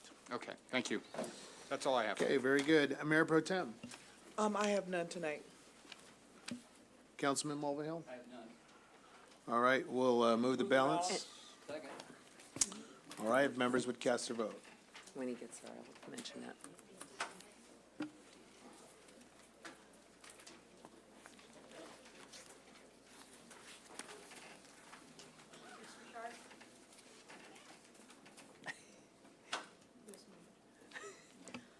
On the consent calendar, the motion to approve was made by Mr. Charette, the second by Mr. Mulvihill, and the item passes 6-0. Very good. Item number 8 has been resolved, so we thank our staff for that. Thank you. Item number 9, Councilmember, you, so if there's a motion for that, is that your motion? I'd like to table item number 9 until after we review the capital improvement projects. Is there a second on that? I'll second. Mr. Discussion? Mayor, if I may mention, these are for capital improvement projects that have already been approved. So it's only those things that the council approved in the last year's CIP budget.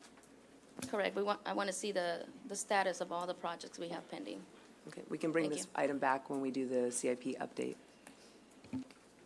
I mean, it potentially could delay. We can't discuss this. Call for the question. There's Oh, sorry. table. Yes, I'm sorry. Question, and I don't support it. Okay, voice vote.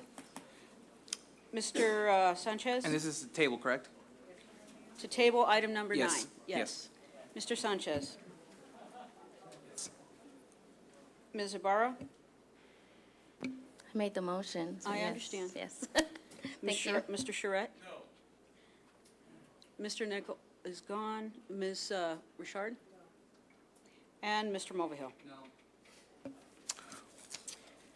So the Item has failed. item fails. Okay, so 3-2. is there discussion on item number 9? Yes, I'd like to discuss the item. Sure, Mr. Sanchez. We're about to award, how much, if I may ask the staff, how much are we about to award in a potential contract here for as needed services? Each of these contracts would be for 500. It will be 0 at this point of time. We just, How much can we? He's actually up to $200,000 each. $200,000. No, number 9, I believe that one is the, on the 500,000 per contract, and there's 3 contracts that we have there. That's for 1.5 million to design pending CIP projects, you guys. What I would like is, I would like an update on this. Where is the status of all these CIP projects? Before we go ahead and award more contracts, I want to know where we are, and then we can make that judgment, because right now we can't. We can't make that judgment because we don't have a progress report or where we are on these CIPs. So right now, we're on these scheduled, capital improvement projects, yes. we're scheduled to bring that back on March 20th. We have a CIP update. We try and do it quarterly to let you know what's going. I think the last time we brought it was in January, I believe, when we gave you the last update. We'll be bringing that next next council meeting, status update. But again, this is only money that would support, only money spent on this would support completing the capital projects you guys have already approved the contracts and everything for. This is not, these are not awarding new contracts to be spent. These are awarding contracts to allow us to bring staff and technical staff, support yeah. in to deliver the projects that you've approved. So it's So the not thing is- creating new projects. Okay. Okay, Ms. Trish, Yes. the question I have, it does say here that we have sufficient funds. So this is for this year, that we have 1.5 million to allocate or to have as needed to design. And from the report, it says up to 65 projects. So That's this is, architects, engineers designing pending projects that have So- not even started. that money is already approved through the capital projects that you have approved. And keep in mind that we may not spend any of this. Honestly, I've had on-call contracts that I have never awarded them a single penny to because the projects never afforded the opportunity to need them. But this allows us to be able to be responsive to the needs of the project so we can deliver it on time as needed. So there's a chance that these could get awarded a small amount or a large amount depending on what the projects that you have awarded require. Another question, though. My concern is, not too long ago, we had the review of rejecting bids to fix storm drains on 2 locations in the 3rd Ward, 2nd Ward. And we were asked to reject those bids because the estimate that our engineer, my honors to you, was less than what the professional bidders gave us. Like people have mentioned, they want their potholes fixed, they want their streets fixed, they want the homelessness taken care of, they want the crime done. But we are trying to authorize 1.5 million to design. It's not even fixing the problem, it's just to design the project. And I hope the audience understands. That's where I'm coming from, the more urgent matter. And I remember the last presentation we had a long list of projects in the planning mode, not even going out there and requesting RFPs. We are moving very slow in fixing our city. That is the concern, and that's where I'm coming from. Unfortunately, that's the reason I want to table it until after we review the CIP. I'd like to make a motion that we bring this, we make this decision once we've had a review of a progress report on the CIP projects that this money will be going into. And I understand that this is for as needed. So we may potentially use none of the money. We may potentially use up to $1.5 million. The thing is that this money is going into projects. We don't know the status of these projects. I would like to know the status of these projects before we commit potentially $1.5 million more. And I think that we can only make that decision well-informed once we've had a review of these CIP projects, the progress. I know they're approved, but I would like to know the progress of these CIPs. So there's a motion on the floor. I'd like to make a motion that we then review again this on-call service once we've had a review of those CIPs. So let me assist you. Are you suggesting move to table this concurrent with the report that they'll provide in March 20th? Well, not move the table, but once we have actually That's made. not what I said. Are you saying move to continue this item to March 20th? Yes. So that we have a concurrent presentation from the update? Is there a second on that? Is there a second to I'll Councilman second. Sanchez? All right, discussion? Discussion on the motion? I'll discuss it, I'm not gonna support. Sure. You're recognized, sir. Go ahead. Turn on your mic. I don't need a mic. Okay. Are there discussion items? Mayor Pro Tem. Yes, thank you. How is this going to delay the project? If we put it off for another meeting, what is the delay? Because I remember voting on this in January, and I understand that we have new council members, and I want them to get a better understanding of what's going on in the city too. But we also we're talking, everybody's talking about moving forward and becoming stagnant, but we're steady stopping the process when we've already voted on it, 2 months ago? So is there anything that he can tell you or talk to you about today council member, that will get you to say, let's not stop progress.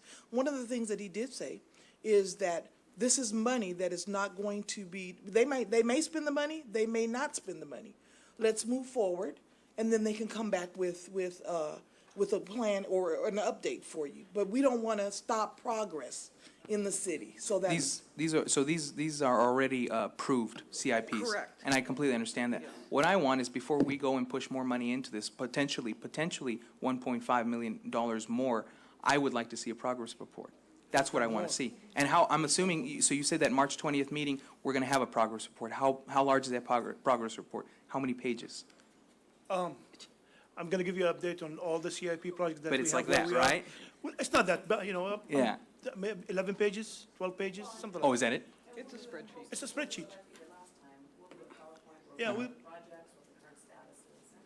we'll do that, yes. And you see, that's where I think sometimes But, that we. just to correct, a statement that you mentioned, the 1.5 million that you're talking about is not more. It's already in the CIPs, it's already, budgeted. I understand it's budgeted, but we're allocating this money now. Yeah, yeah. All right, I think. Mr. Charette. We're not allocating more money. The money is already approved in the individual projects that we have already approved, but there may be a need for design or some sort of, and let's use an example. There may be $100,000 already in that particular project, and we might need to tweak it by $15,000, and we'll go to one of these vendors to help us do that and continue the progress. Yes. So if there was $100,000 worth of design in it, and you're not going to go forward with it if you determine at that point that we approve something that's going to cost $200,000 to design. We've already allocated and approved these projects, and we should be Correct. moving forward with them at this point in time and get an update on upcoming CIP projects then. But we can't keep going back and micromanaging and trying to understand everything that's been done in the past. We've approved this. I agree with my colleague, Ms. Richard, that we can't stop progress. We've got to continue, and we've got to understand our roles here as policy setters and not micromanagers of what's going on day to day in this operation. I call for the question. I'd like to finish with one thing. So first of all, asking for information on something that we have to decide for is not micromanaging. Second of all, seeing that this is a as-needed basis for, I want to know what is the likelihood that there's going to be a delay in the progress of the CIP projects if we vote on this March 20th as opposed to today, considering and cognizant of the fact that this is an as-needed service that we're contracting for. What is the likelihood that there's going to be a delay in one of those projects if we come back to this March 20th? No delay. Then I don't think there's an issue. Then I don't think there's an issue. That's a Unless moot something point. comes up, of course. Yeah. All right, if members would cast their vote on the substitute motion by, We're going to do a voice vote for this one. all right, And the motion is to continue to March 20th. Yes. Mr. Sanchez? Ms. Zabara? Yes. Mr. Charette? No. Mr. Nichol? No. Ms. Richard? No. And Mr. Mulvihill? No. The item fails 4-2. Move item 9. members would cast their vote on that?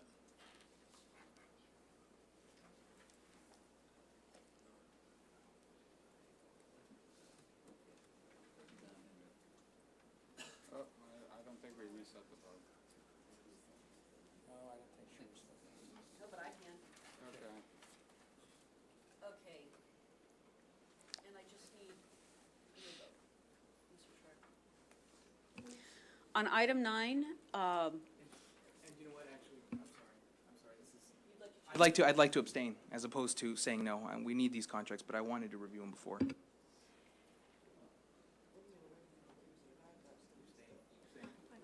okay. Could you, Okay. Madam Clerk, could you repeat the motion?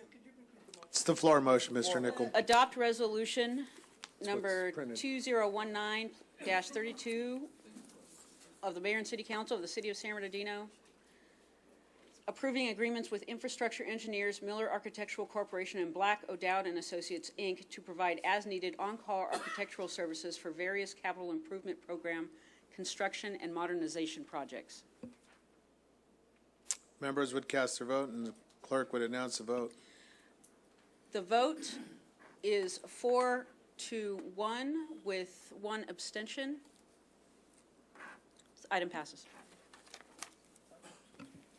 And Mr. Mayor, I will reach out to Councilmember Sanchez. We can walk through that report faster for you. Yeah, just, we can schedule that this week. Okay.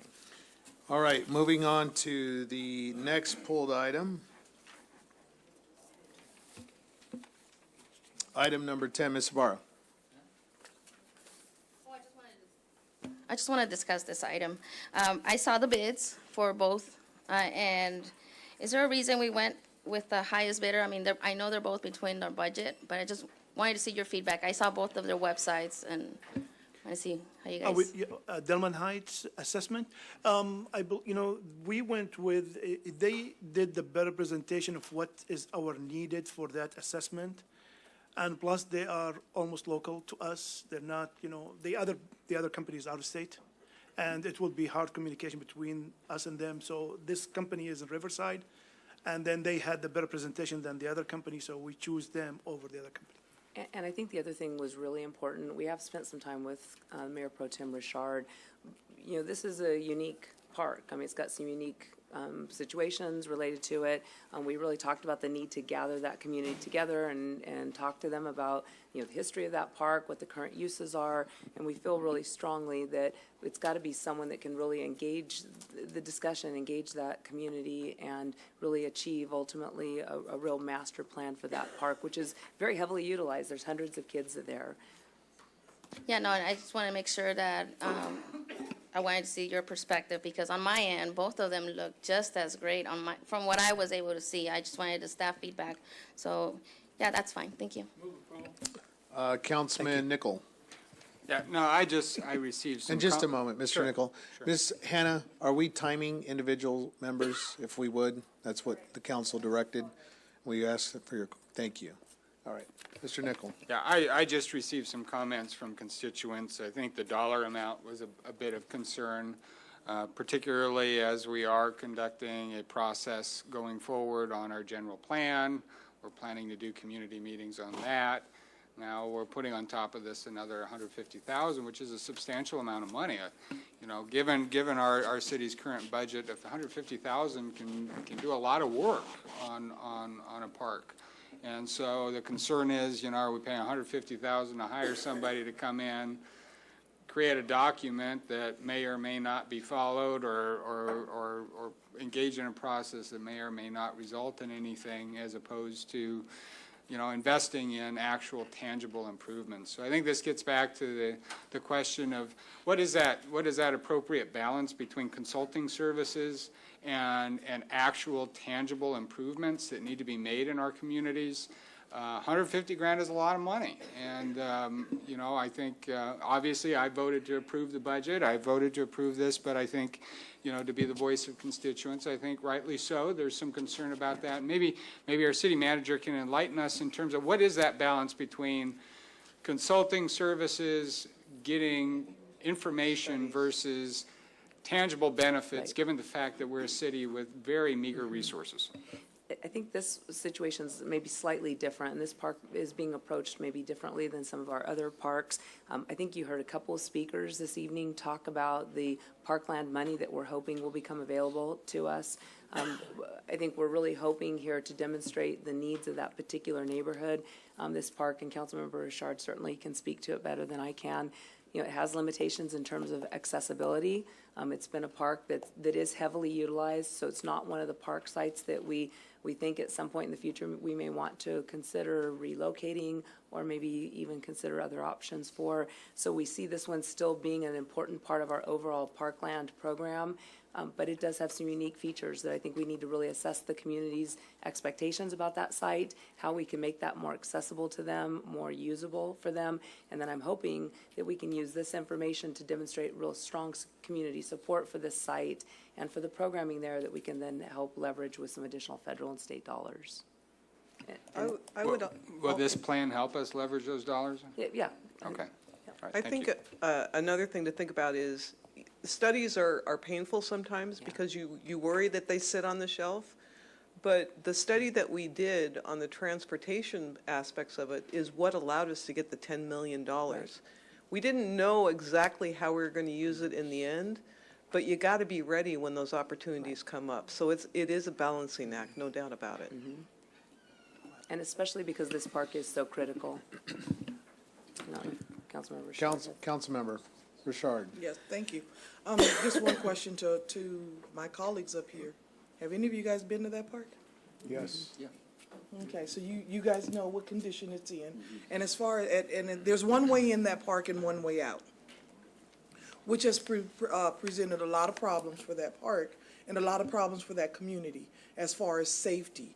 And this is the most important, it's very critical that we address that. It hasn't been addressed in years. I don't know who designed the park and why they thought that that was a good idea to have one way in and one way out of a park. But I think that this is, I support it. I'm going to second this motion. And I just ask that all of my colleagues do the same. So thank you for bringing this project forward. We've been talking about it for a long time, since I've been sitting up here, and we're starting to see, again, progress. And I say, let's not stop progress. Let's continue to move forward. And if I might add something real quick, Councilman Nickel, your question about does this study provide information that would help leverage additional funds, either federal or state? The majority of the functions that are taking place here are direct requirements in the application process of the Prop 68 money that's coming available, and applications are opening up now. So we can pretty much take what's provided us and convert it into a grant application that could help fund those types of improvements at the park. Currently, what's it structured? Who's going to pay? Is it just general park money? Yes. This, for the study? Yes, this is just general fund money that's in the CIP. Ms. City Manager, is there an opportunity, maybe this is a low-income area, there might be an opportunity to structure this under a substantial amendment with CDBG. What say you regarding the back billing, or how can we invoice the federal government on this project? We may be able to do that. You know, the council has a very robust CDBG plan Sure. for this year anyway, and we didn't want to delay the study, but there may be an ability for us to bring that forward. We are looking at those CDBG dollars with the committee coming up in the next couple of weeks. Very good. Yep. Well, I would strongly press that opportunity. That's a good opportunity for the $135,000 to be either through substantial amendment and book that money under CDBG money. Yeah. It's eligible. Census demographics right around that allow for it, so I encourage you on that. Yeah. All right, the item is, there's a motion on the floor and a second, and members, if there's no discussion points, we'll cast our votes. On item 10, the motion was made by Mr. Charette, the second by Ms. Richard, and the item passes 6-0. Thank you. Moving on to item number 12, Councilmember Ibarra. Okay, this one, the only item that concerned me was where we look at the the fiscal impact. It is asking for more money than what was already allocated previously, so that's my only concern on this one. And I know I had requested a list of projects that they had done, because I do see them quite frequently, or especially Brett Carlson. Ms. Hannah, if you would, please, on the clock. I'm at Thank 5 you. minutes. We're getting She's 3 at 5 minutes, not minutes. 5? She's at 5. It's easier for me to track if I do 3 and then 2. Okay, all right. Okay. But don't get a false sense that you. It's just, so. Well, let's implement it, please. He's using my because time. That would help us all. Let's start her over. Let's start her over at 3 minutes, and then if you would, please continue. Thank you. Thank you. So, so up to date right now, how much have we used per, Brett Carlson, I think it's in there, right? And You've currently spent $141,000. The chief is here. $142,000 of the $175,000 that was in authorized contract amounts. There's a little over $30,000 left, I believe, in the account. And so what's happened in the last year, calendar year, is that we've seen a 76% increase in CRMs for for vacant boarded, or vacant and blighted buildings. And so with that, the department's taken a very aggressive approach towards those buildings and properties. And so we've gone out there and we've actually almost pretty much exhausted the amount of money that we allocated for board ups. So what we're asking for is an increase in that amount so that we can go out there to continue to go out there and board up these residents. But as a result of that, calendar year 18 over 17, we've seen a 46 or 49% increase in revenue and fees as a result of that code enforcement action. So you've seen nearly $1 million more coming back to the city as a result of the increased code enforcement action. This is really related to the council's direction that you wanted to see more code enforcement, properties being cleaned up, and if we weren't able to get them cleaned up and we felt that they were nuisances to the community, that we address them. So we're trying to be very, very proactive, but we do have to front this money, and then we are also enhancing our cost recovery systems so that we actually get the money back when the transfer of title occurs. And this is for our properties or all properties? It's for all code enforcement activity. Okay, It's properties within the city. Okay, because I've mentioned 14 and E, and they're going in there.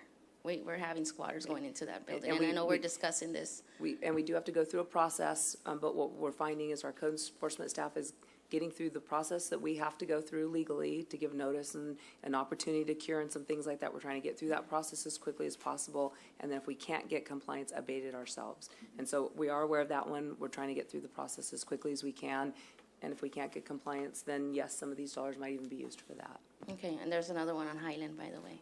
Okay. Highland and E by Busy Bee, that area. Okay.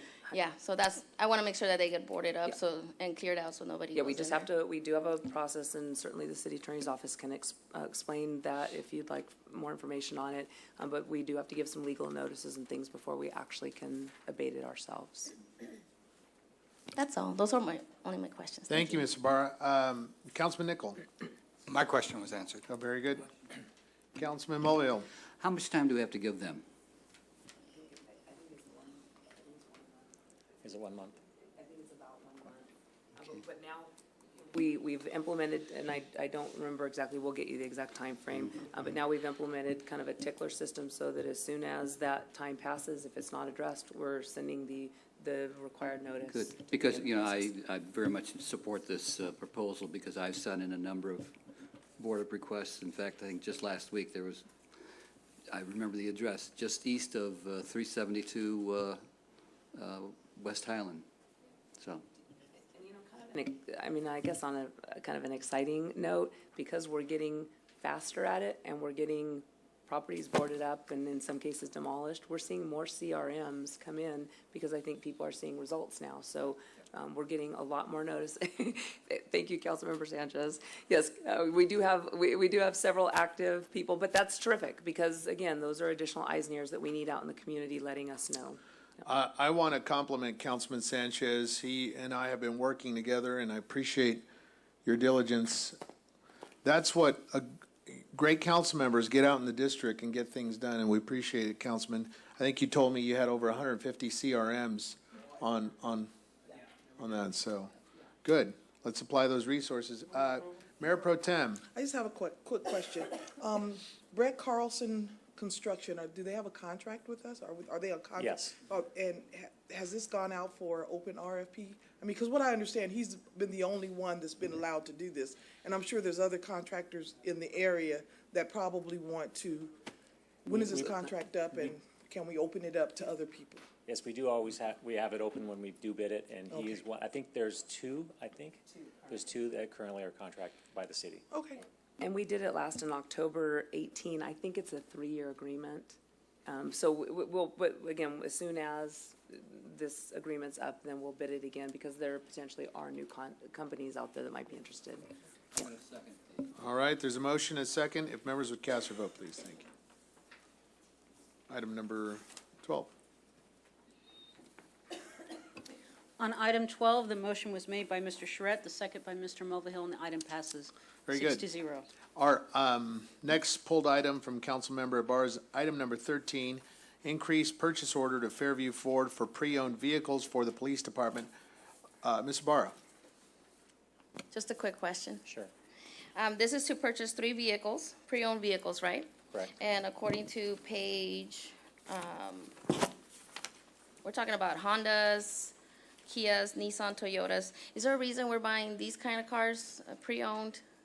Yes, they're for surveillance and undercover type operations, so we want to buy cars that blend in, so we're not going to buy a police-looking type vehicle. Awesome, thank you. That's all. Is there a motion? Very good, there's a second. Members cast their vote.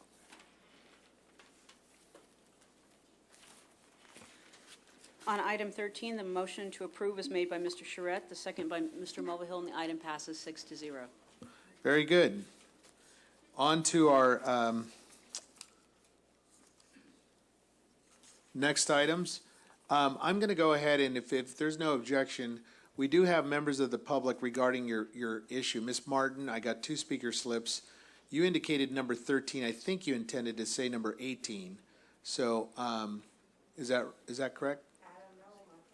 I think that's what you intended.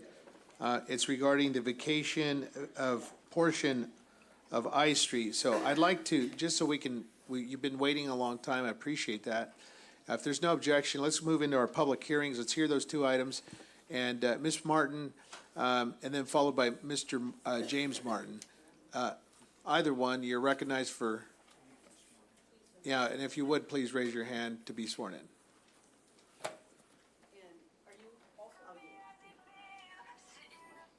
you promise to tell the truth, the whole truth, and nothing but the truth in the item before this body? If so, please say yes. Right, mine is concerning the. Step into the microphone, sir. Pull it down there for you. My issue is concerning the easement, the driveway. It used to be a street, Main Street, just west of I Street. Now, we've been here for since 2001, and that's always been our, like a driveway where we drive to get to our garage. It's on the back of the property that's on I Street. So I've seen in plans that they want to cut that off or change that, get rid of that, and I have a issue with that because we're no longer gonna have a way to get to our garage to drive in. So that's what I'm coming to base my objection to that plan. Very good. Thank you, Mr. Martin. Thank you for spending the time here with us. Ms. Martin, you're recognized, ma'am. Yes. Thank you for your patience. Yes, I have the same issue. Like he said, we've been living out there since then, and I bought that before then. And ever since I've been there, that's been the access to our garage. We just had a fire maybe about 4 years ago. The city approved it to be rebuilt again the same way, where that's the access to our garage. So this company want to come in and just take that street is more or less, to me, just harassment, because they want that piece of property. If you look at the paper that they have, they're all around me, and I'm the only property that they want. So I've been harassed. There's no need for them to want the main street at all, because it's not connected directly to their property. Also, the I Street, we use that I Street for walking. The neighbors in the neighborhood use that cul-de-sac for walking. If they cut that street off at that property line of my property line, there'll be no way for cars to turn around in the middle of the street. There's no driveways there, it's nothing. So they want to take all of the north side of I Street, take all of Broadway Street, which they already have occupied, and no one has said anything about them taking over that Broadway Street. And now they want to come and take Main Street. Now, Main Street has nothing to do with them. So we can't figure out why are they trying to get the Main Street. And in the paperwork, it says that that street can be vacated only if it's unused. We use it. We use it, and there's other residents in the neighborhood that use the cul-de-sac as their walking area, because our streets have been cut off by the train. We have no way to walk a corner. And on the other side is the freeway that they put, and we have no way to go around there. So our only walking area is that cul-de-sac, and our only way into our driveway is that Main Street. So I am requesting that you guys do not vacate those streets. Thank you, Ms. Martin. Thank you. We'll go to our staff report on the item, and Ms. City Manager. I'll just quickly mention that Alex will continue the presentation because I feel I'm getting fairly gravelly. But remember, we do receive requests periodically from businesses and residents to vacate streets. It is our responsibility to bring that before you. We are here this evening as a public hearing item. We'll present the information to you about what our findings have been. We certainly recognize that there may be potential impacts to that, and that's really what we're here to have the council make a decision related to. And so, Alex? Good evening, Mayor and Council. The item for you tonight, the recommendation is for to adopt resolution number 2019-37 of the Mayor and City Council of the City of San Bernardino, California, approving the vacation of portion of I Street, Broadway Street, and Main Street south of 3rd Street, and the reservation of utility easement. The applicant for this project, FC Services, Inc., they own 17 out of the 19 properties that is abutting this proposed vacation. The request for the vacation to remove unused street alleys from the city maintained system and to limit truck traffic through residential neighborhoods. As you can see, the proposal is to vacate part of Bay Street and I and Broadway, and the owners of these, the applicant own all of these property. We did discuss the issue of access to the residents that remain in that area, and they said that it will be reserved. We're not vacating what's in front of them. It's actually what's in front of the residents. It's still not vacated. Again, this is like just a plat of what is the vacation look like of the streets that we're taking over and the limits. And this is, so the proposed street vacation is consistent with the general plan. Planning Commission concludes the proposed vacation is categorically exempt from CEQA, and there is no significant impact on the environment. Utility companies notified, and all the residents upon this vacation were notified. The Water Department have requested reservation of easements of existing water lines that exist in that area.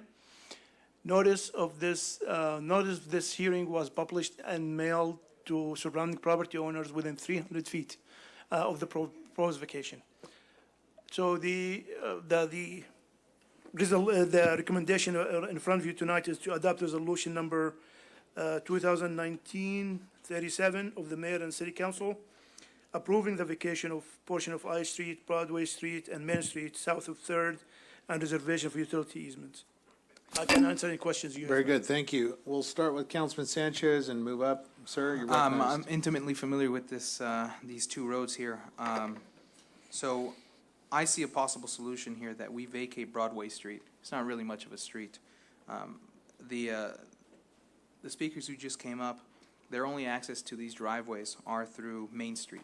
Main Street's basically a dirt road. Most people on that city street look in, and it looks like a driveway. I don't see, considering the fact that there is no continuous connection between the part of the street that we would, vacate, and the connection with Main Street.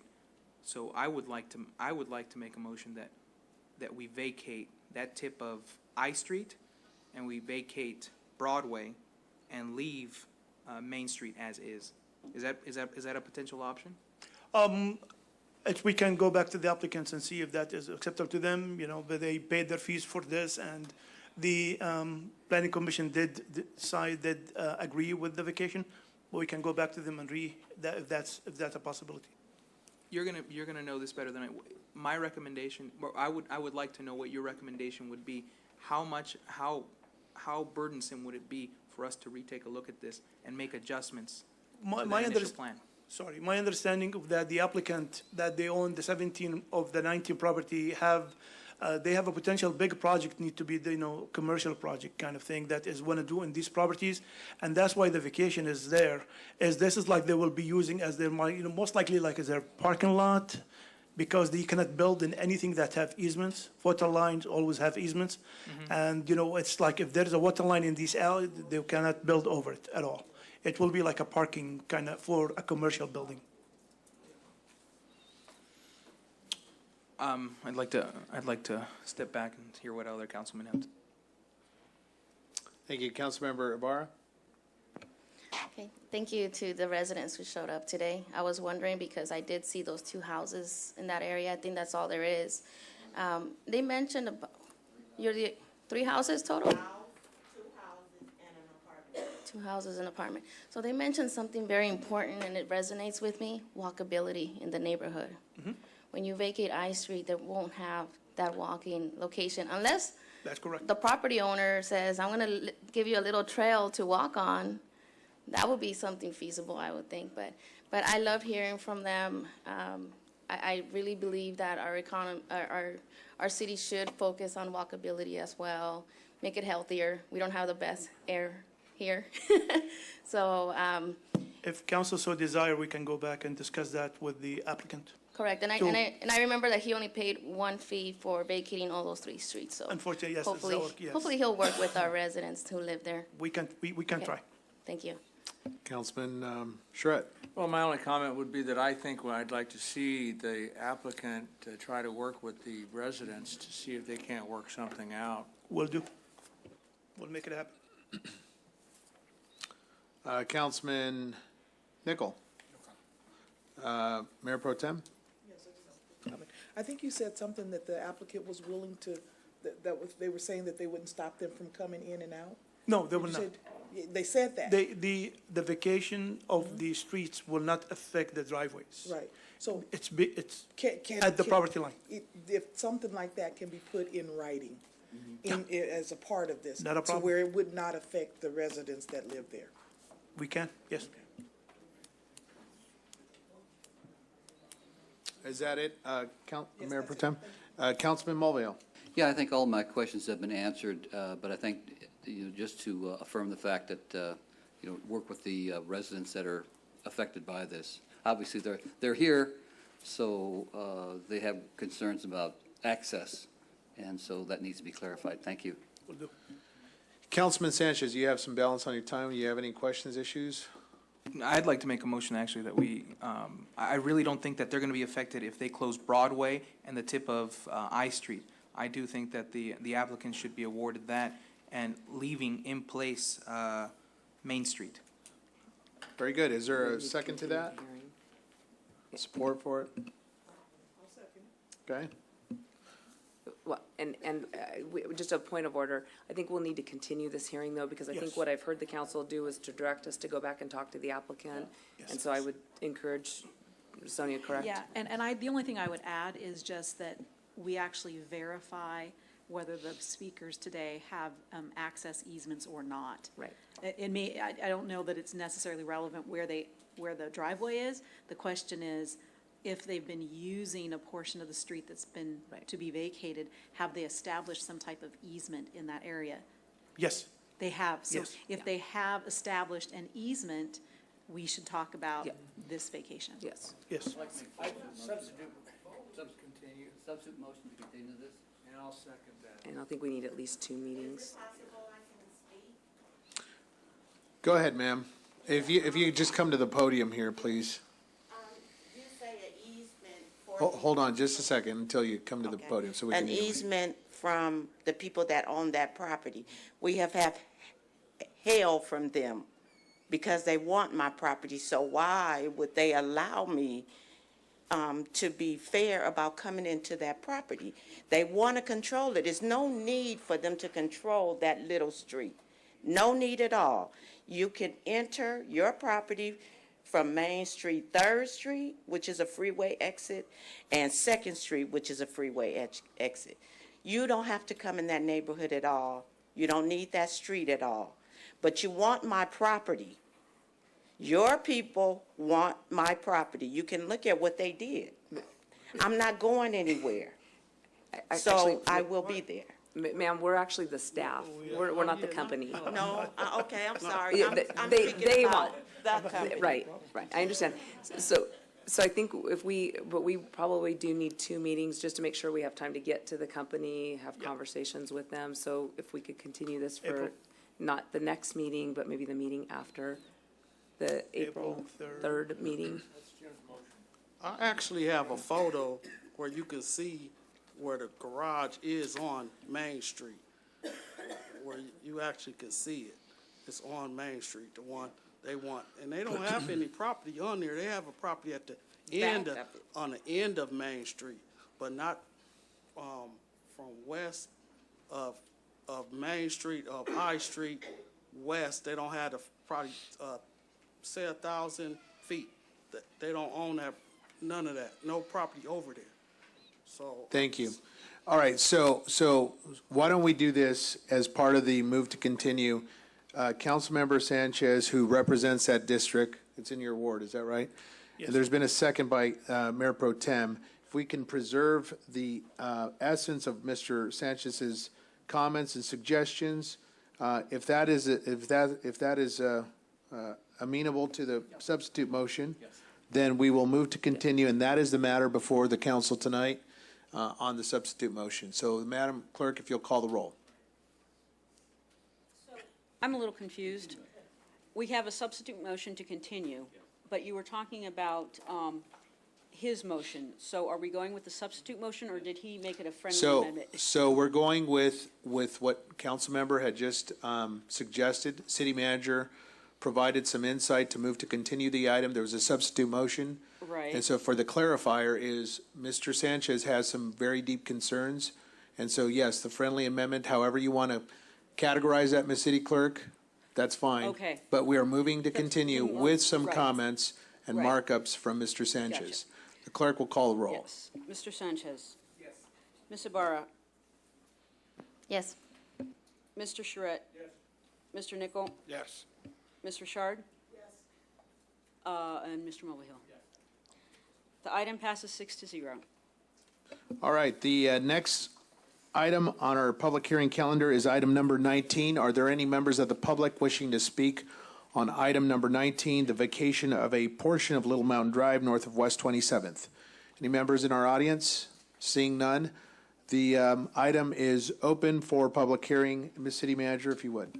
This is a similar item. We've received a request for vacation of a portion of a street. The council has authorized us to advertise this public hearing this evening. Alice will walk through the areas that the developers requested to vacate. The recommendation ahead of you today is to adopt resolution number 2019-38 of the mayor and the city council of the city of San Bernardino, approving the vacation of a portion of Little Mountain Drive north of West 27th Street and reservation of utility easements. The applicant for this project is TAD LLC, the owner of the property on the corner of Little Mountain Court and 27th Street, abutting the proposed street vacation.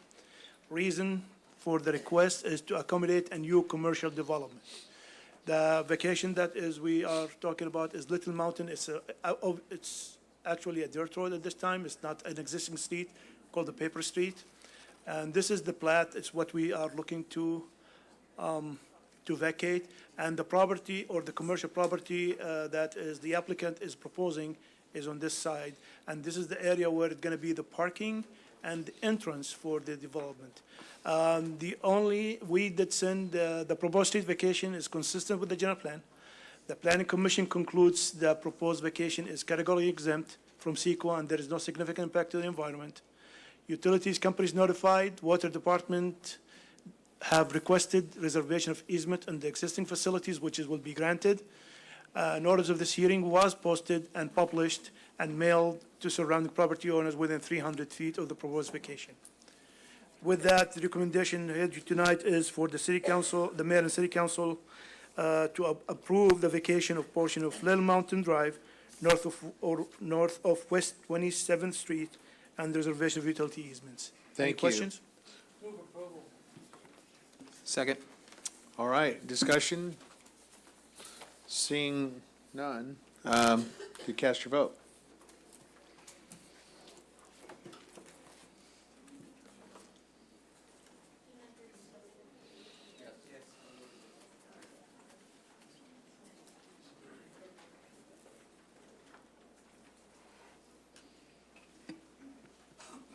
On item 19, the motion to approve was made by Mr. Charette. It was seconded by Mr. Sanchez, and the item passes 6-0. Very good. At this time, we will take a 10-minute recess.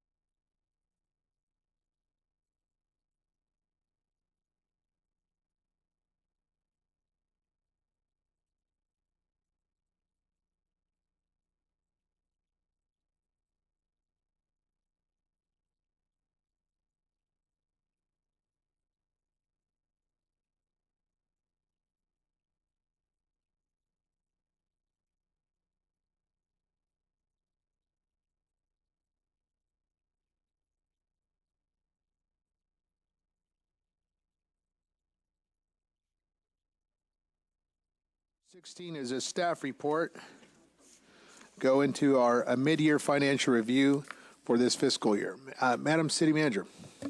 Mayor, members of the council, each year the council adopts a budget for the current fiscal year. That process usually starts, and in fact, it's already begun for the 19-20 fiscal year, but we are currently in the 18-19 fiscal year. After the council adopts that budget, then that guides all of our activities throughout that fiscal year. We come back to you periodically for updates. We also present a mid-year budget review. You'll remember our former finance director, Brent, presented kind of a high-level overview several months ago, but it's important that we go through in great detail where we are in terms of the budget and where we are in terms of our expenditures in comparison to that budget, and then talk about some of the things that we're aware of that could impact our operations that year. So our interim finance director, Rita Conrad, we're fortunate to have Rita back. Rita was with the city for a very long time. A number of years ago, went on to a couple of other cities. But when Brent decided that he wanted to retire and I think be a full-time parent, again, Rita agreed to join the team while we conduct a search for a new finance director. So Rita's going to go through, and again, I know some of this may be repetitive as Brent touched on some of the high notes, but Rita's going to walk through all of our expenditures, our revenues, and where we anticipate ending the fiscal year. Rita? Thank you. Good evening, Mayor and Council. I know the staff report was pretty lengthy, so I don't want you to be alarmed by the number of slides. We'll go through them pretty quickly. And as a previous boss told me in another life, the only thing worse than, and I kid my colleagues, the only thing worse than an engineer droning on is an accountant, so I'll try to keep it fast. So we're just going to we're going to talk about the background of the current budget we're in. It's useful to do that because I know there's some new council members that weren't part of that process. And it was useful for me being new. Then we'll go over where we think the general fund's going to end June 30th, 2019. Talk about revenues and expenditures, where we are with our reserves in relation to the policy that you approved in November. And then we'll talk about some other funds and a few issues facing those. So the current year's budget was adopted last June. You held a number of workshops, 3 public workshops where you talked about the challenges of trying to maintain prudent reserves yet meet the needs of the community, and it's an ongoing challenge for the city. The budget at that time was approved with general fund revenues of almost $127 million, just under, and general fund expenditures of $126.1 million. So when we talk about a surplus, we're not talking about reserves, we're talking about just the difference of revenues to expenditures. And when the budget was developed, a very small, modest surplus, excess revenues to expenditures was projected at $798,600. So this pie, just kind of, it was in the budget book, and it's useful to see it again, just so that you can kind of see where our major revenues come from. $126 million a year comes from varied sources, but you can see the number one source is our sales tax, which makes up about 29% of all of our general fund revenues. The second source, highest source, is our utility users tax, which is about 20%, which is projected to be about $23.7 million. And then the third highest one, the chart says property tax. It's actually the property tax in lieu of vehicle license fee, which we'll talk more about that when we talk about the individual revenues. Then this chart, I know it's kind of hard to see, it was also in the budget, but just to give you an idea of where the general fund expenditures go to, and you can see that public safety, police is the biggest chunk, blue, 64% of the general fund budget was allocated for police, which was about $81 million. We're projecting that, we'll get into it more in the presentation, but we're projecting it'll come in about $79 million. There'll be some salary savings. And you can see the other departments. The second next biggest one, I believe, is Public Works. And Public Works is about 7%. Parks and Rec is about 6%, and so on. In the adopted budget, the city has a number of funds besides the general fund. Total funds were $212 million budgeted expenditures. Of that $212 million, $32 million was on CIP projects. various funds, Measure I, gas tax, the various diff funds. One thing to note, during the budget process, there was discussion about allocating some funds for CIP projects out of the general fund, and I think like 13.8 million was identified in the CIP. Actually, when the year-end review was done by my predecessor in November, only $4 million was able to be set aside for capital projects. So when you get your update on CIP projects, we can let you know which projects are funded and which weren't. But at the time the budget was approved, it was $13 million were identified based on what resources would be available. So then this chart, I just thought it was kind of useful because it kind of shows the progress we've made, the city, and where we're going, but it's what we call our spendable fund balance, so it's all reserves, and until November, you didn't have a formal reserve policy. So this is funding after revenues and expenditures are done at the end of a fiscal year. What do we think is available? And you can see in 12-13, it was, only about 3.6 million. We were at a high at the end of 17-18 of about 38.99 million. And you'll see as we go through the presentation that we project we're going to end the year about 32.5 million in reserves.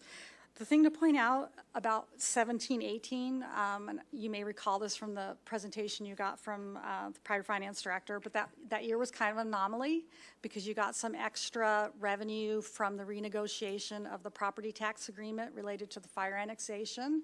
There were a lot of vacancy savings in the police department, but they're making headway on filling those, so we don't see as much vacancy savings this year. And there were some other one-time things. There was debt payments in the general fund that were refinanced, so because of timing, about $2 million of the payments weren't made, kind of like when you refinance your house and then there's a delay. So there were a number of things that caused 17-18 to look higher than expected. Okay, the next chart is just simply to show you revenues to expenditures, the adopted budget, the amended budget, and then what we're projecting. This doesn't include bankruptcy cost or CIP, which we'll talk about shortly, but we just wanted to kind of give you an idea of just what we call operating expenses, not the capital projects or the extraordinary items like bankruptcy. So you can see originally modest surplus of $798,000. Then carryovers were approved, which is a typical annual thing that you do, and all that means is that you're taking savings from the previous year and carrying that over for projects and purchases that didn't get completed. So that made, from a budget point of view, look like we were going to have a modest deficit. But now, as we do our projections, you can see that we're projecting revenues will exceed expenditures by about 1.2 million. Next chart, same exact thing, except what I did on the last column was just throw in the CIP and bankruptcy so that when we get to other charts, you can kind of see we had to dip into our reserves a total of about 6.4 million this year. Part of that was the 4 million that you made a conscious decision to do that for CIP projects. And then the remainder is related to bankruptcy costs, which we'll talk more about.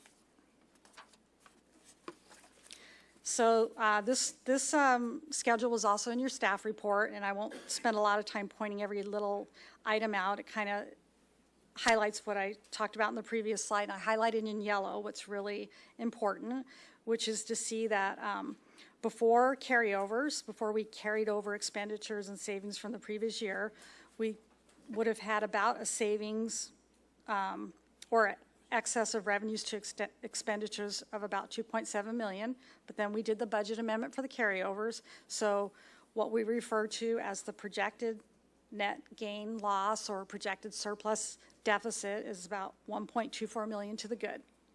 But then when you add in that we took 3.5 million out of the $4 million reserves for CIP, and then there was $4.2 million in bankruptcy costs that weren't budgeted, you can see that those things drag our beginning fund balance from 38.9 million down to 32.5 million.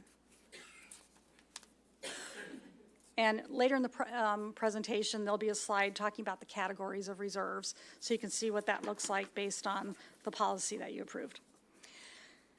Next chart, just so that you can see where revenues are from budget to amended budget to what we're projecting. They're overall pretty much on target, just a slight reduction of about 37,500, which out of almost $27 million is, rounding almost.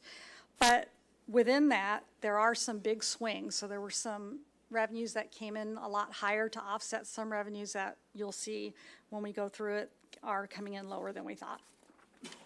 So the next slide shows the general fund revenues by category.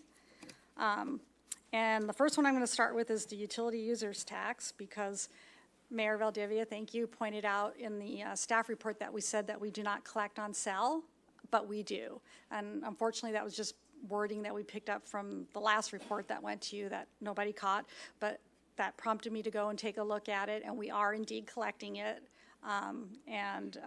It was just unfortunate wording that we said we don't. But we don't collect satellite. We're prohibited by federal law on that, and also on internet. There was, just to point out though, and I think some of this may be a recollection, when Management Partners did the analysis during some of the bankruptcy, they did indicate that there were a couple of areas that the council may want to consider. And so during the budget, or as we talk about the next item, the Measure Z item, you may very well want to talk about some of the other categories that could be available to you, but we did do the modernization of the ordinance. What is the revenues from cell phone fees? Do we have that amount? I will have to get If back you to would on the- provide on the with us. breakdown. I'll get you that. And are there exemptions for government-issued style phones? I mean, can we still collect on those? I think it is, but I think it's it's not the same rate that. It's not the normal It's rate. not the normal It's just rate, but I do adjusted think rate. it's an adjusted Can you rate. let us know, We'll please? let you Thank know. you. Yep. We'll check on that. And we are seeing, as part of the question that you asked, it prompted us to look a little further, and we did look at long-term projections that were done for UUT about a year ago, and we are pretty much on track with what had been projected. I think just what we had projected in the long-term projections, but in this budget, I think there was just a little bit over-optimistic budgeting going on here, and it's going to come in about 1.5 million less than what had been budgeted. But if you look at the overall trend, that was just an overly optimistic budget number. We should have budgeted a lower amount for that. And really, you're seeing UUT utility tax flat or kind of dipping a little bit as people become more efficient with electric, solar, more efficient appliances. Streaming services, people are cutting the cord and going to Hulu and Netflix and the Hulu, the Netflix, as the kids say. So that's where we are with that. And so you'll see we'll budget much more conservatively in the upcoming budget year for that. Business licenses on target. I want to point out on sales tax that why we're pretty much on target with about 50,000 more projected. It's important to remember that last fiscal year, the state underpaid us by about 900,000. The CDTFA, which used to be the Board of Equalization, they went to new software. And it caused all kinds of problems in remittance. They're making that payment up to us this year, and I verified we are collecting on that. So what that did was make last year look a little bit under than what it should have, and it kind of makes this year look a little bit higher than it should. So next year, there's going to be, maybe there'll be some growth to offset that, but there's probably going to be a little bit of reduction in our estimate.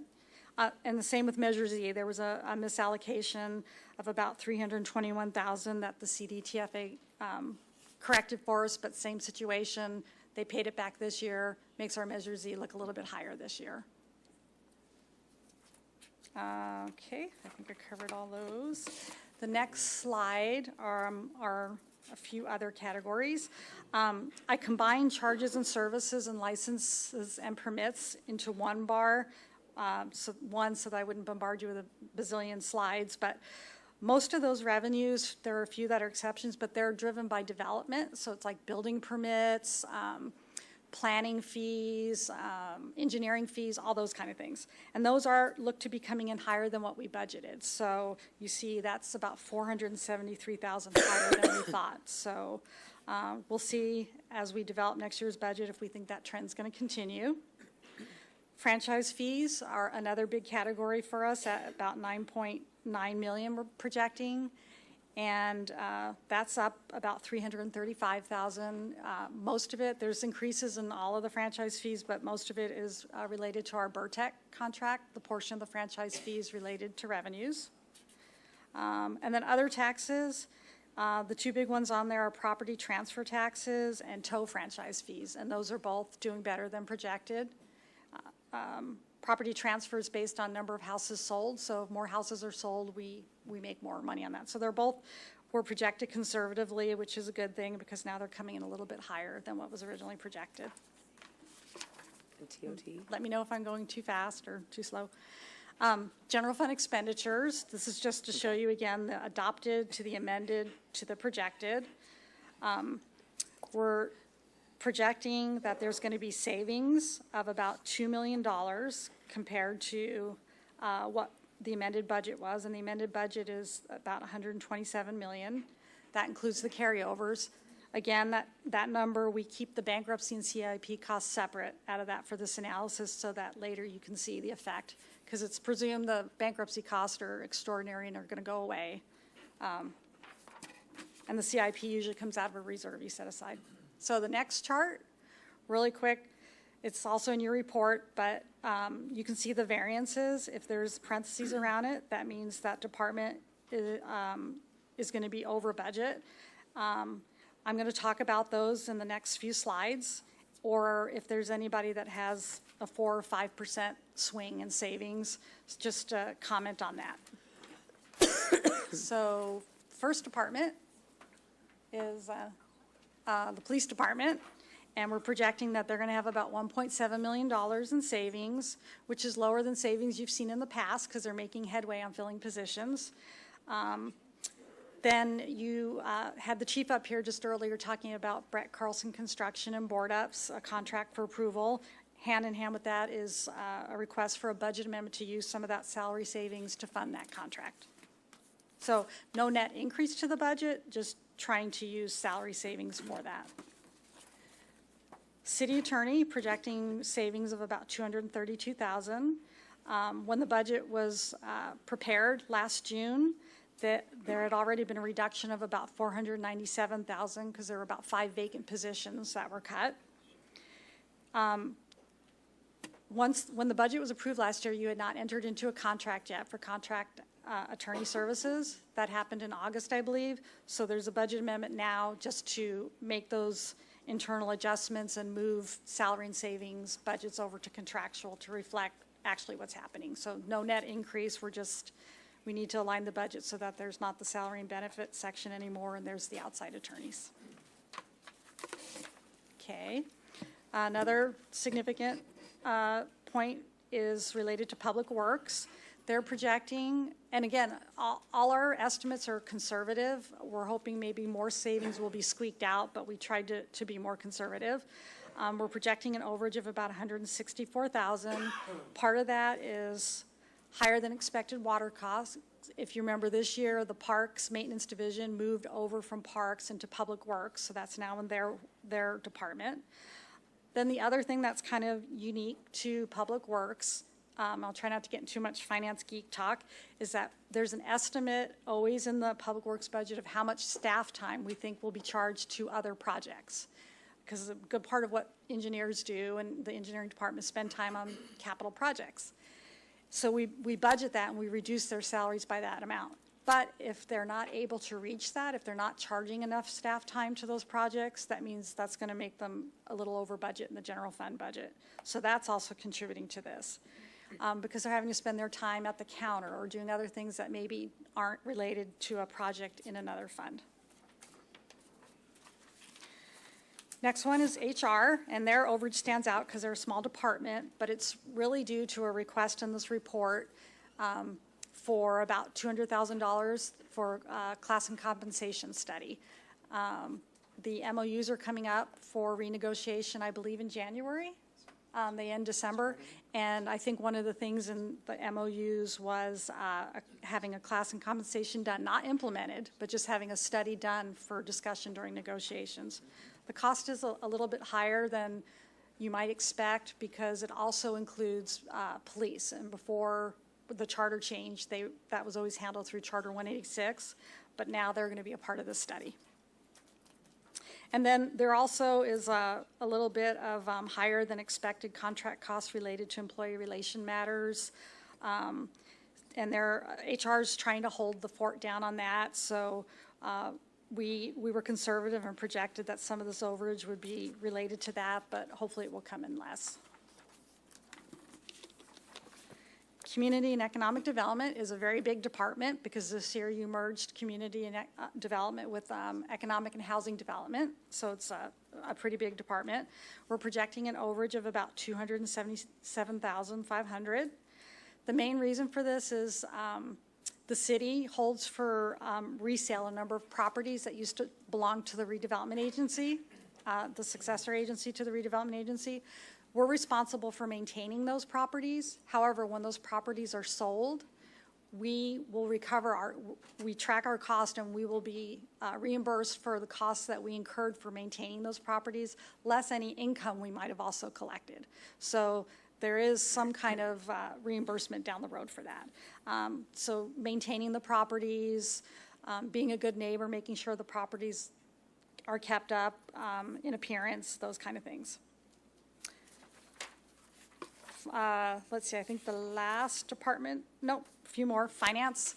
I'll do that one really fast. We're having a savings of $171,800. I think I've told you all the sad story about all the vacancies in finance.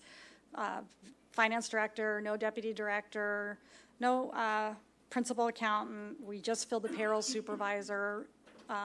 So for a city that has the financial issues we have, this is a big issue. In fact, the auditors are going to state in the management letter they have a concern about retaining qualified staff.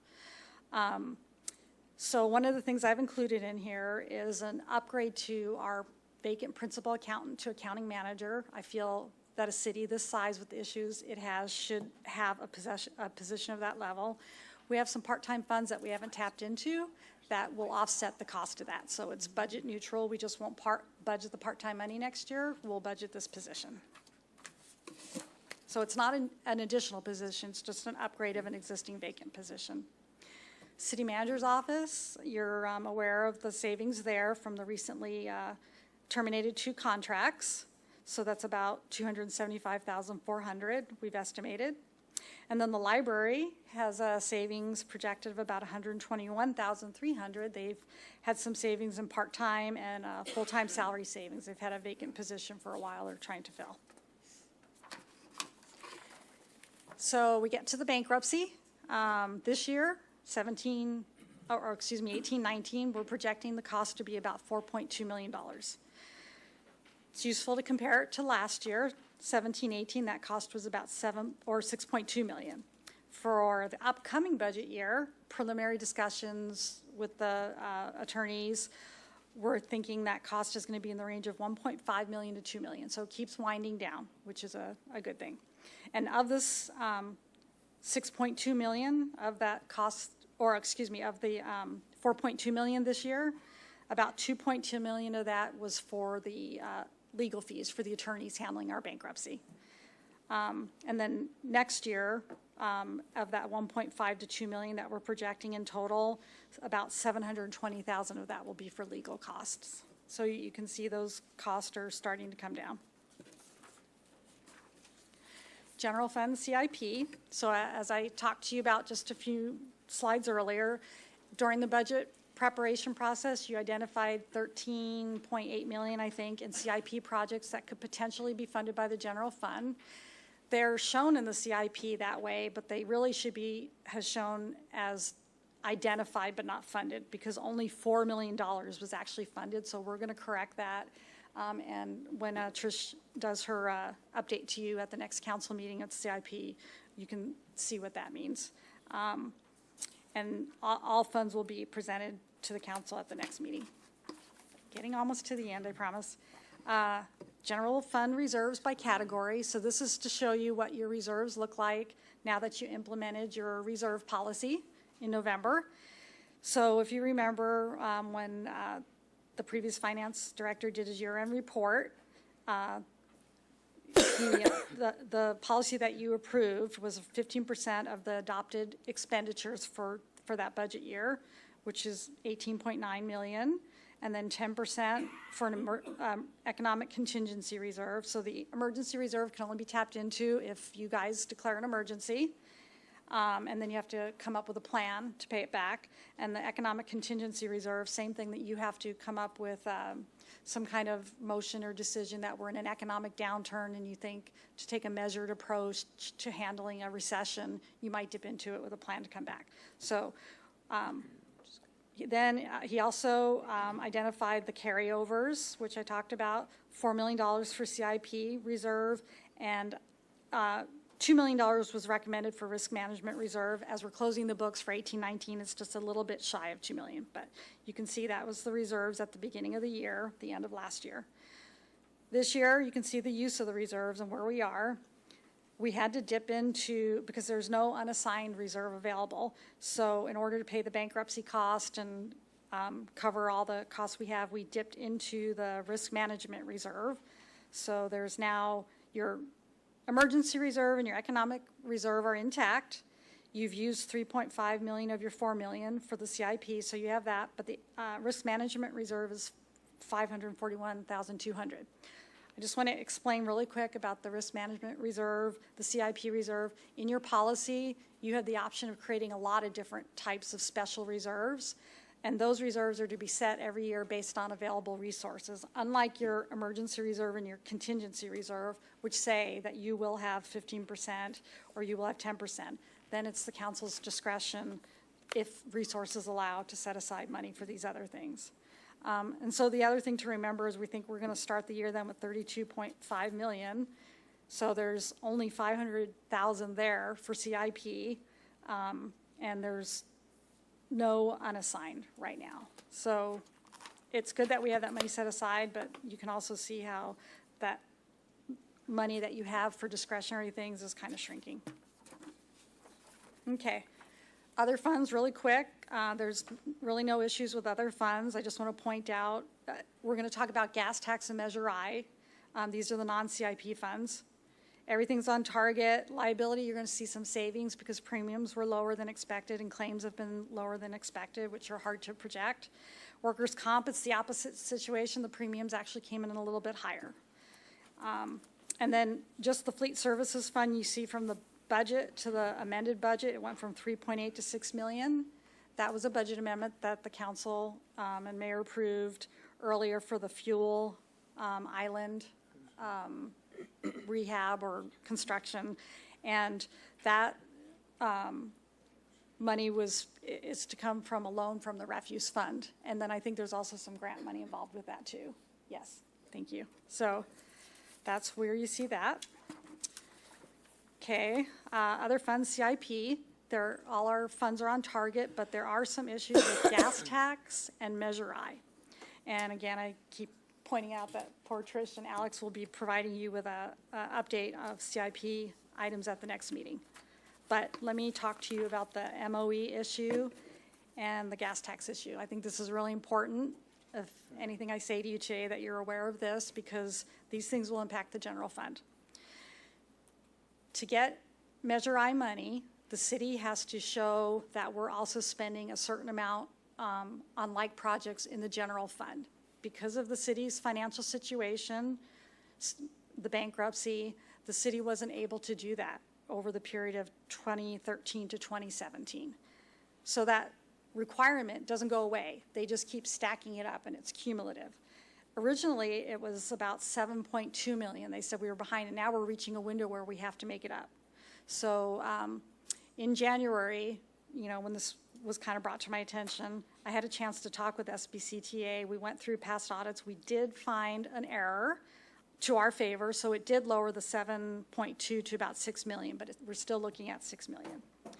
What that means is the city has to spend that amount in general fund money in order to keep getting Measure I money. But another good thing, the city's making progress this year because when the budget was developed this year, Public Works had already shifted a lot of costs that were in gas tax and other funds to the general fund. So that is helping us. We'll probably chip away at some of that this year so that next year we'll only have to come up with about 3.5 million to chip away at that backlog. So what's important to remember is on an annual basis, we have to spend about 1 million in the general fund, but we're in this temporary bubble where we have to make this up. So it's not ongoing, but it is something that we have to deal with in the next year. Ms. City Manager, let's put it in perspective. What revenues from 2013 to 2017 did we receive from Measure I? Because I think it's some fair balanced discussion for Right. taxpayers. What's the value gained from Measure I funds from during this period? Right. And versus the offset of what we owe the Right. backlog? We have to spend about $1.8 million annually, but we receive about 6 million, 3.7, but we get 3.7 million in Measure I monies on average, each year. So roughly during the 4 years, we roughly Like got about 15 million bucks. 15, 16 million, yeah, about 15 or 16, maybe a little bit more than that, million. Is there maybe a strategy for the bankruptcy, this is just stretching, Okay. but that's what the public hired us to Right, do. that's right. Is can we consult maybe our legal team to petition SBCTA to see if there's a deference or amortization schedule that's much longer that doesn't obligate and impact our general fund? So that the terms would be longer, or that somehow we could craft some solution legally to offset the cost and the impact of general fund. We can talk to SBCTA again. We have had multiple discussions with them, and they were agreeable to going back through the audit, which ultimately did find about $1.2 million in our favor. They have already crafted a plan for us to get out of that, and that's why we're paying back at this rate. We can ask them if we can stretch that out a little bit further, but it's kind of a balance, because on the other hand, you've indicated that you want us to be investing more in our streets and projects that benefit the community. So if we get to the point where we're developing the budget and we're not able to meet that, then I think certainly we could go back and have that conversation with them. But I think at the end of the day, you actually want us to spend more general fund money on improvements. And the other opportunity is to ask for assistance from SB1 funds or Yes. petition the special reserves from our state assembly members, of which they petitioned me and you, and so that might be an opportunity Yes. for us to seek more state funds. The other thing to keep in mind, the more we go out, and remember the lady this evening talked about the grant that she was applying for some work at Bobby Vega Park.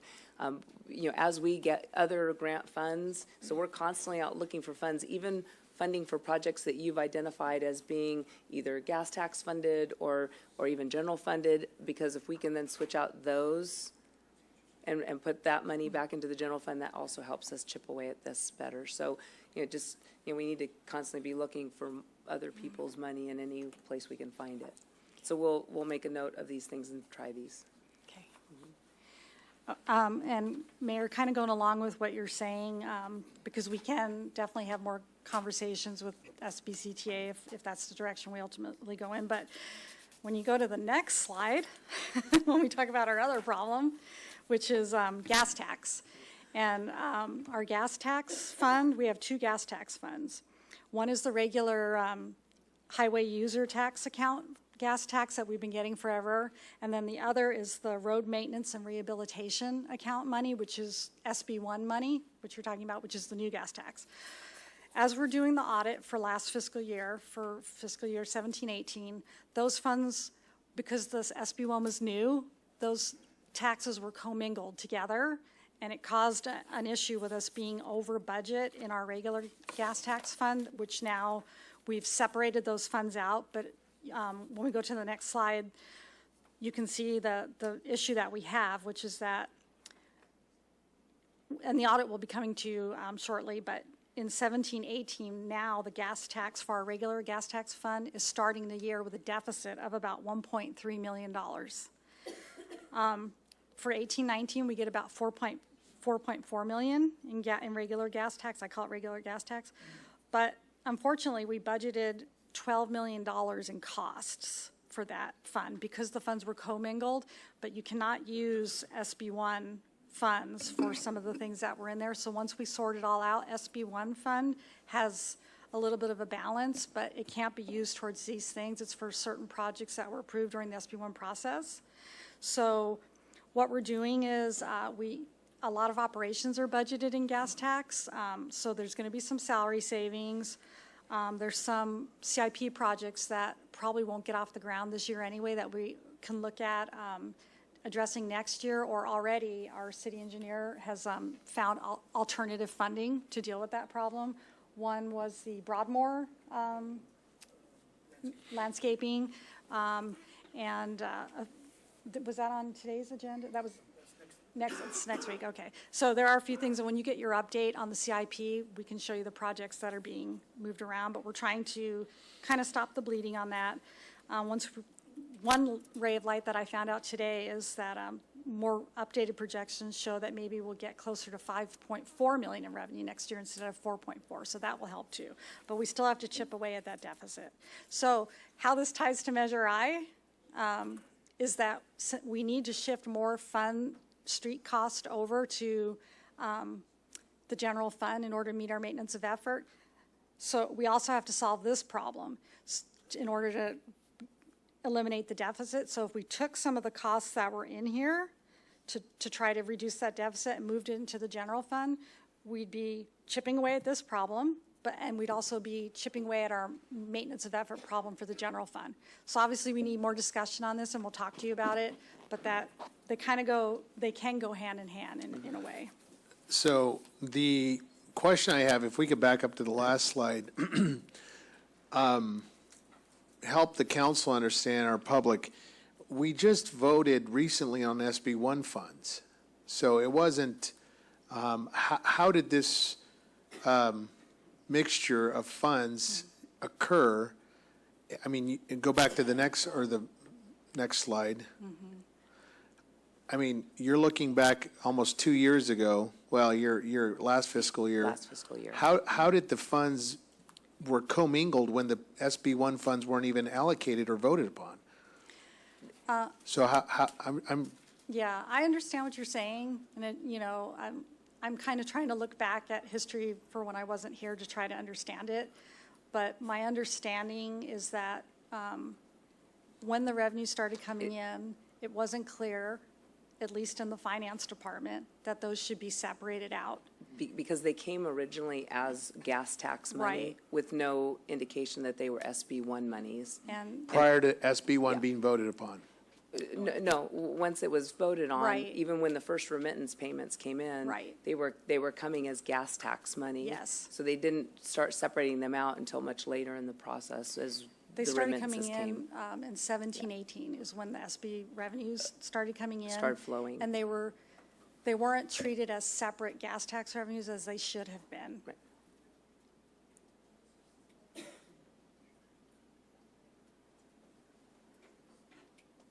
Do you want us to provide a history of it?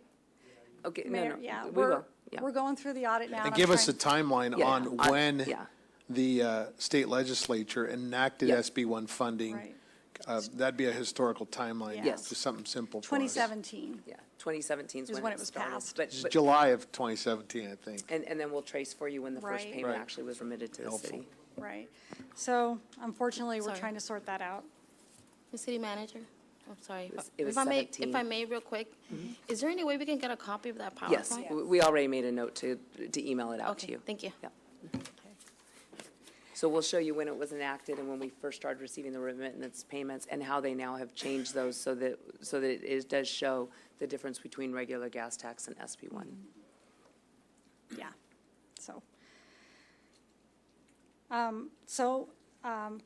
This concludes the mid-year report. We are currently in the process of developing the 1920 budget. All the directors have gotten requests for us for information. We're moving forward with that. There'll be budget workshops coming up with the council in May again, and I'll open up to any questions or discussion, anything I can answer for you. And Mr. Mayor, I just did receive a side question that maybe Sure. others may know. MOE is maintenance of effort, and basically it's saying if you're going to receive this amount of money, then you, as a city, need to invest some percentage or some, you need to make some contribution to that. Because really, it's about leveraging those resources. Very good. We thank you, Ms. Conrad, thank you. Council members, we'll start it from Mr. Sanchez. Yes, I'd like to refer everyone to page 477 of the packet. Second paragraph, bankruptcy costs and related litigation. So the cost for the fiscal year 2018, 2020, $4.2 million, right? Right. And that money is coming out of, this is where I'm confused. It seems like there's conflicting issues, and I'm going to read out what I'm not understanding. Bankruptcy costs are collected in a special fund for tracking purposes, but costs are covered by the general fund. Then now here we have in prior year budgets, it was difficult to project costs rather than include costs. In the budget, the costs were covered by a transfer from the general fund reserve at year end. So if I understand this correctly, you're trying to make an adjustment to where that money comes from? No. I know it is confusing. It was confusing for me. I've had to wade through a lot of this stuff since January, but basically, the bankruptcy costs they're covered by the general fund. There is no other source. A fund was set up. Think of it as just a separate little bubble to track everything in so that those costs wouldn't get lost in the general fund. But it was a bubble that had all these costs, but no money going into it to the end of the year. So like in 17-18, the year closes out, and then there's the fund with all these costs there, but you can't leave that fund negative. It's now negative, in 17-18, it was negative 6.2 million because those were the costs. And in this case, it'll be 4.2. Correct. Yeah. And so what I'm changing is that we've been out of bankruptcy long enough that we should start budgeting for those costs instead of, at the end of the year, here's a $6 million transfer to cover it. I'm saying going forward, we'll still track the costs separately, but now instead of seeing this transfer at the end, we're going to say, we figure we're going to spend $2 million on bankruptcy costs in 1920. Now that will be part of the budget so that we can plan going forward instead of at the end of the year saying, okay, we presented this budget to you, but we never talked about, there's also going to be all these bankruptcy costs at the end that we have to cover. So We projected for that every year, right? And that's why we were able to cover those costs? Then how were we covering those costs if? it was coming, the budget's a planning tool. So we were covering them from the general fund, but we weren't, the costs were, the feeling was that, we were under court orders that we had to pay these things no matter what. And early on in the bankruptcy, it was very hard to know how much of that all was going to be. So the idea was, we'll just operate the normal budget. This is my understanding from the past. And then at the end of the year, we will just take money from the general fund reserve and pay it. I think in part it was, first I want to correct one thing. There's not a separate fund. No one's paying for the bankruptcy on behalf of the city. Right. It is all general fund dollars. I think early on, because they weren't sure when those costs were going to hit, they created a separate fund, expensed, and it's really an accounting mechanism, expensed, so paid for it out of that fund, and then made a general fund transfer at the end of the year to cover all those costs. Because the court was directing how many of those costs and when they were going to be paid. So the way I was reading it, and so I'm assuming I'm wrong, but I need you guys to tell me that I'm wrong, is that we were setting up an account within the general fund, a separate account, tallying up those total costs, right? And we were then pulling from a general reserve fund, and that we would fill that. But now you want to pull it out of the general fund. It's really the same dollars. Yes. We just want to budget for it, because now we can estimate what those costs are. So now we're saying we should put that into the budget, tell you we're thinking costs are going to be X number of dollars this year, and then show that to you in the budget, rather than making the transfer at the end of the year. Can I give one more explanation? make it more Muddy the confusing. waters even more. I'm just making up round numbers, but look at it as if we said we were going to have a budget of $30 million, and we bring you to the council, here's $30 million in expenditures, or we'll say $100 million, that's closer. So we have a $100 million budget, and here we have $100 million revenues, council, and here you go. Oh, but wait, we never budgeted for bankruptcy costs. So now, at the end of the year, that we also have to pay for that. Now, what I'm saying is, instead of a $100 million budget, we're going to have a $104 million budget. So that it's built in, and it's not like this unknown number that comes up at the end. And we can track costs better and keep a handle on it. Okay, that's all. But it's the same color of money, it's the same Yes. pot. Right. Councilmember Barr. I'll wait my turn. Councilman Charette. I don't really have any really comment, except thank you for that. Looking forward to the new budget and working up a new budget and going forward. Councilman Nichol. Wait, one thing. We talk about reserves a lot, and I'm sorry, but we use the term reserve a lot, and I think just to make sure the public understands, that reserve is something that we set there, and it is available to us, but we, through discipline, do not use it because we're saving it for a rainy day. So, or an emergency, which would be a rainy day or a flood or whatever, an earthquake or whatever. And I fear sometimes people think, well, you got that $30 million. Why don't you fill our potholes? Why don't you trim our trees? Why don't you do this? Why don't you hire 10 more cops? Whatever the reason is. But that money we need there to, and we've made that decision to make that number and stay with it. Now, if we just had to pull it, we had nothing else, then we would. That's an emergency. But I want people to understand that a reserve is not a savings account that you can go buy a new car with. It's for a rainy day or for an emergency. Most government, the Government Finance Officers Association and most public agencies have about 20 to 25% of their operating revenues in reserves in case there's an economic downturn or there's an emergency situation. We've seen, where revenues haven't been allocated correctly, and so we have a year of catch-up. So just in case something like that happens, most agencies have 20 to 25% set aside. Thank you. Councilman Nichol. Yeah, I think one of the concerns I have going forward, and it dovetails to Councilmember Charette's comments, but we do know that we're going to be running deficits in upcoming years, and I think it's very important that every budget, we have a sense of not only what our deficit's going to be this next year, but what it's anticipated to be for the next, maybe 3 to 5 years. So we can get a sense of how we need to best prepare and forecast what's coming, because there are some rainy days coming. And that 38 million down to what, 32 million is going to dwindle down to a lot less here very quickly. And I get comments from the public, oh, we didn't know we were in deficit. Yeah, we're in deficit budgets now for quite some time, so we've got to get ahead of that. So that's one thing I hope we see in next year's budget, that we start to get a sense of that. The public can start to get a sense of that. And then we can start thinking of perhaps some creative options. I am interested in TOT tax. I know that we've talked about it a lot here.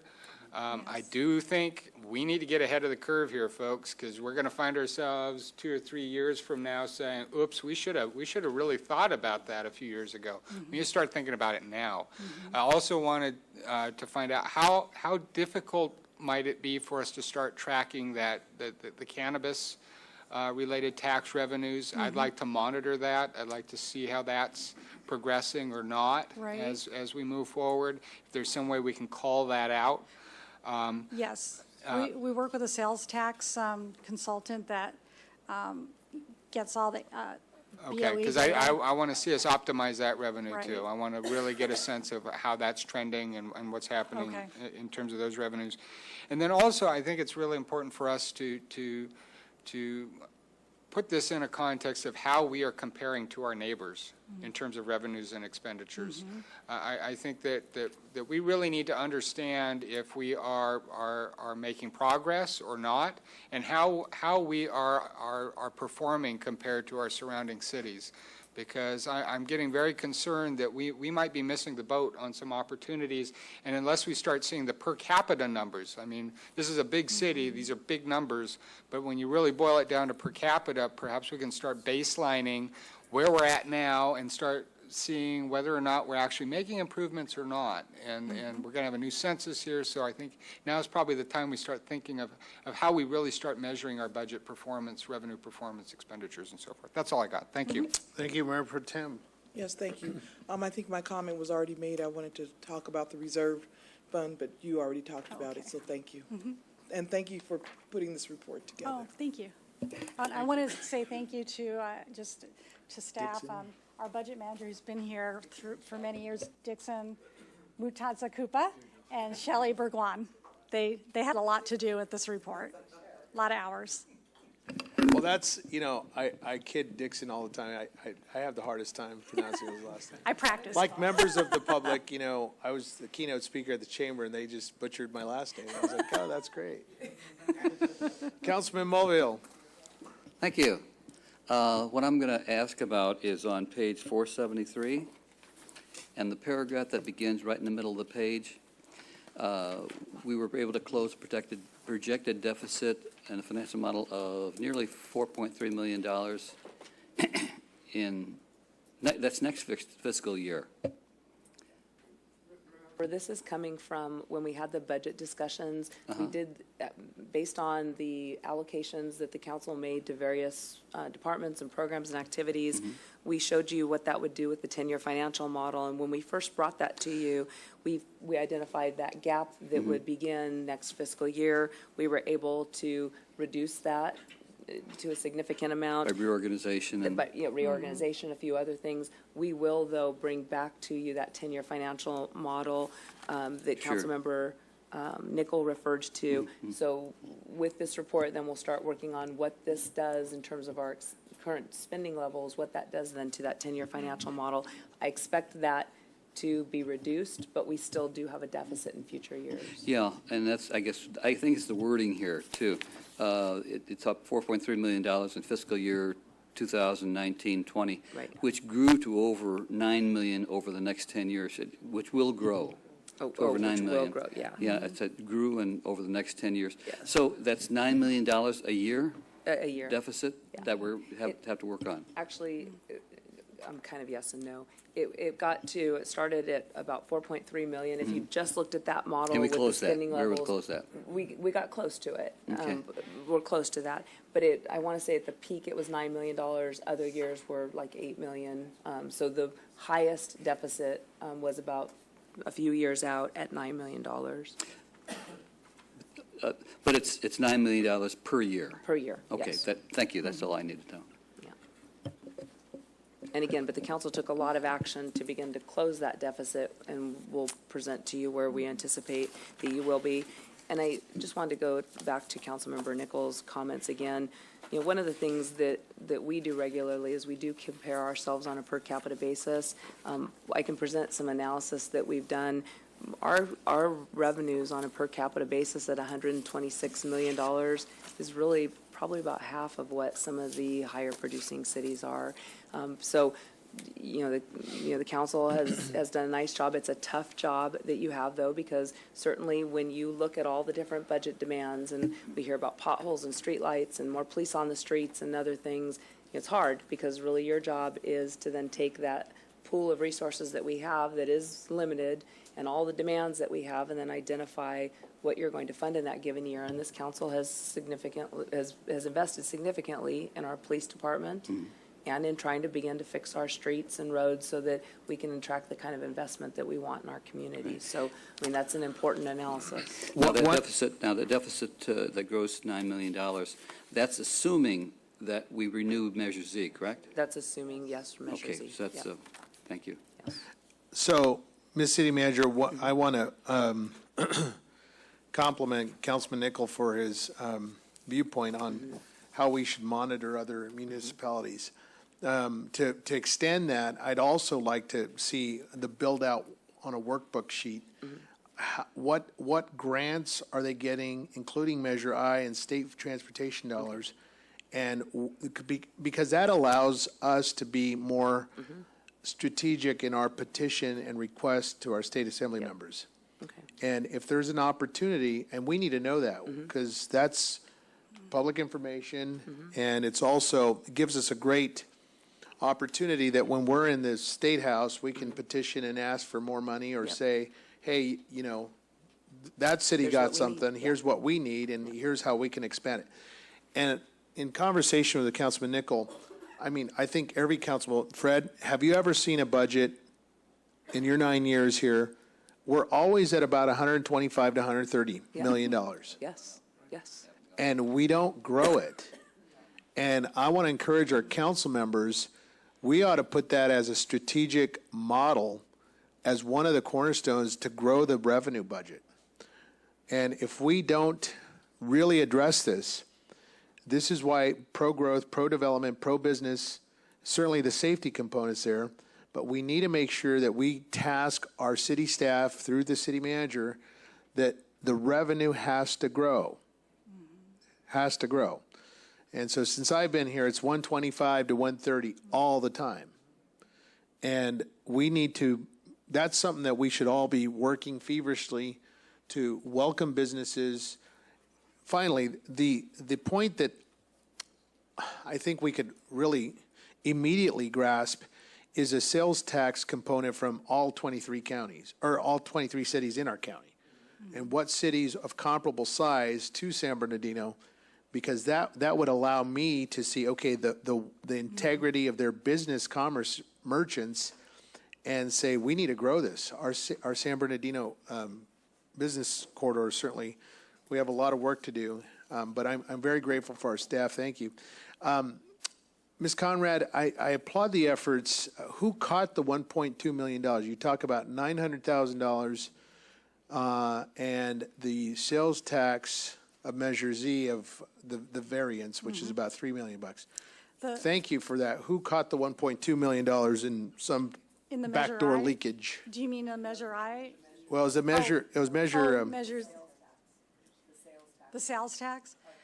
yeah, the The actually, well, the sales tax where we were being underpaid. Yes. And then overpaid. So there was the state 900,000 and actually 300,000. They actually told on themselves. Oh, good. But then we have a consultant that also. Who is that? Muni Services or? HDL. HDL. Yes. But the Okay. state did send out notification that they were having problems with their new software, that folks weren't remitting properly, and they were having a hard time getting it out. They even gave us an advance payment at one point last year, based on what they thought it would be, just so that we wouldn't be without.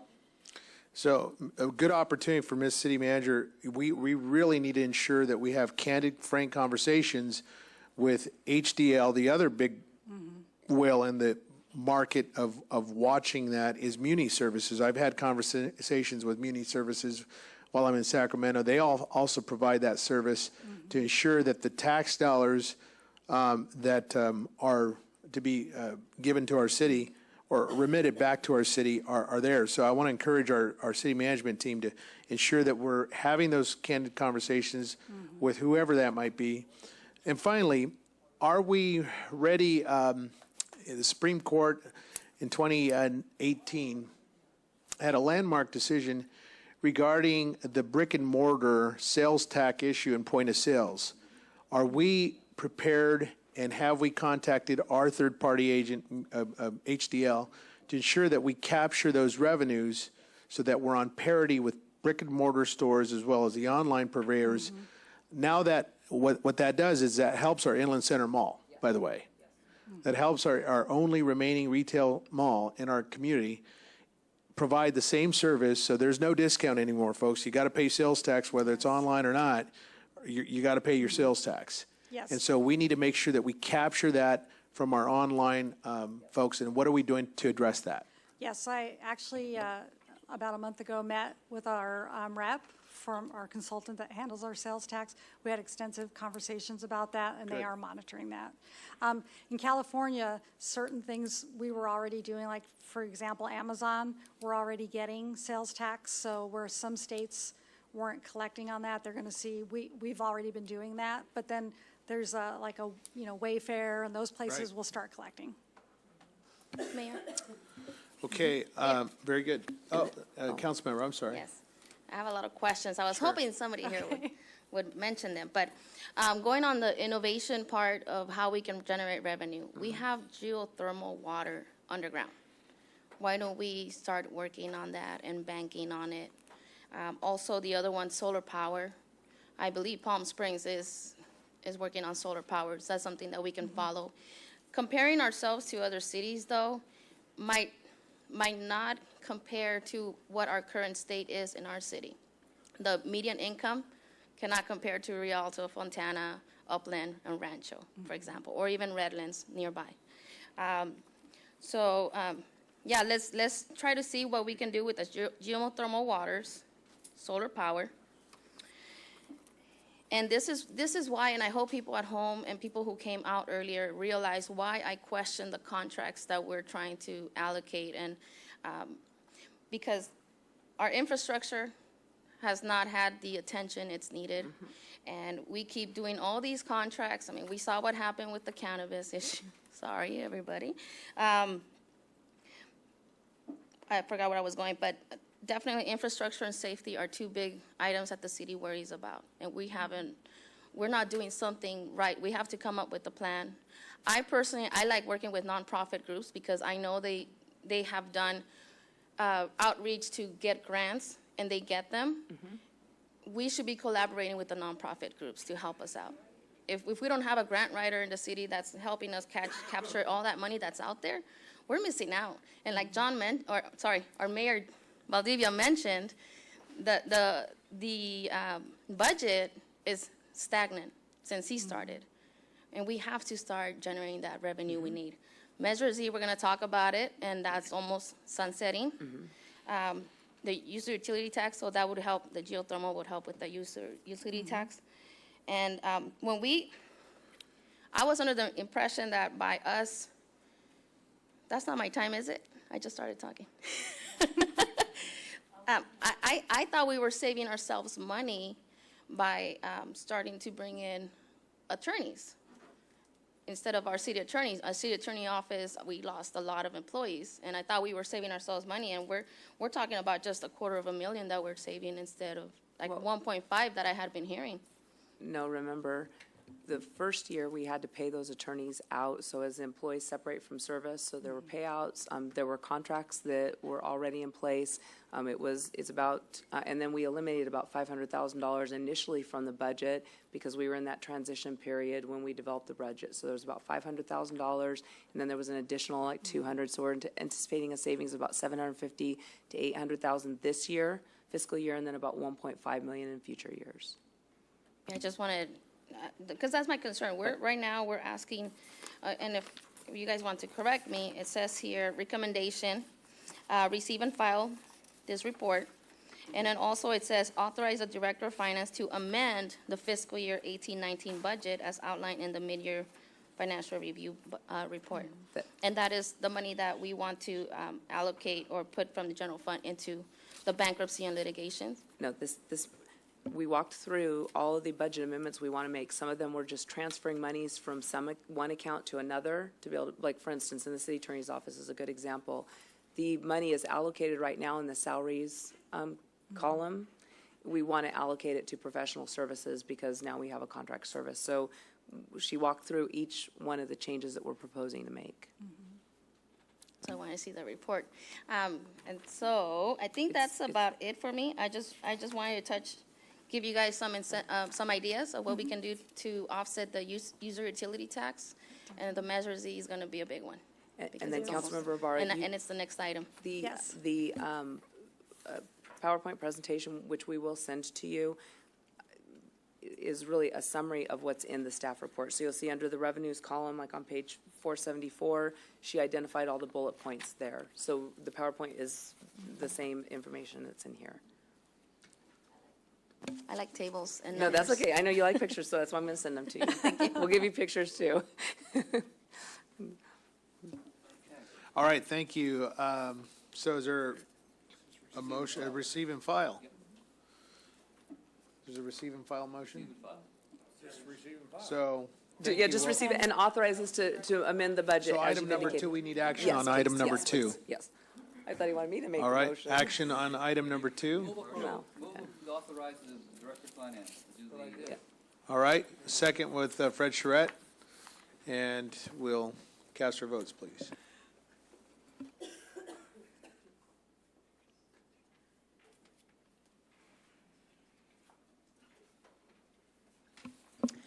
On item 16, the motion to approve was made by Mr. Mulvihill, the second by Mr. Charette, and the item passes 5 votes yes and 1 abstention from Ms. Ibarra. All right, thank you. you. Moving on to item number 17, survey research and strategic communications regarding the sunset of Measure Z. Ms. City Manager.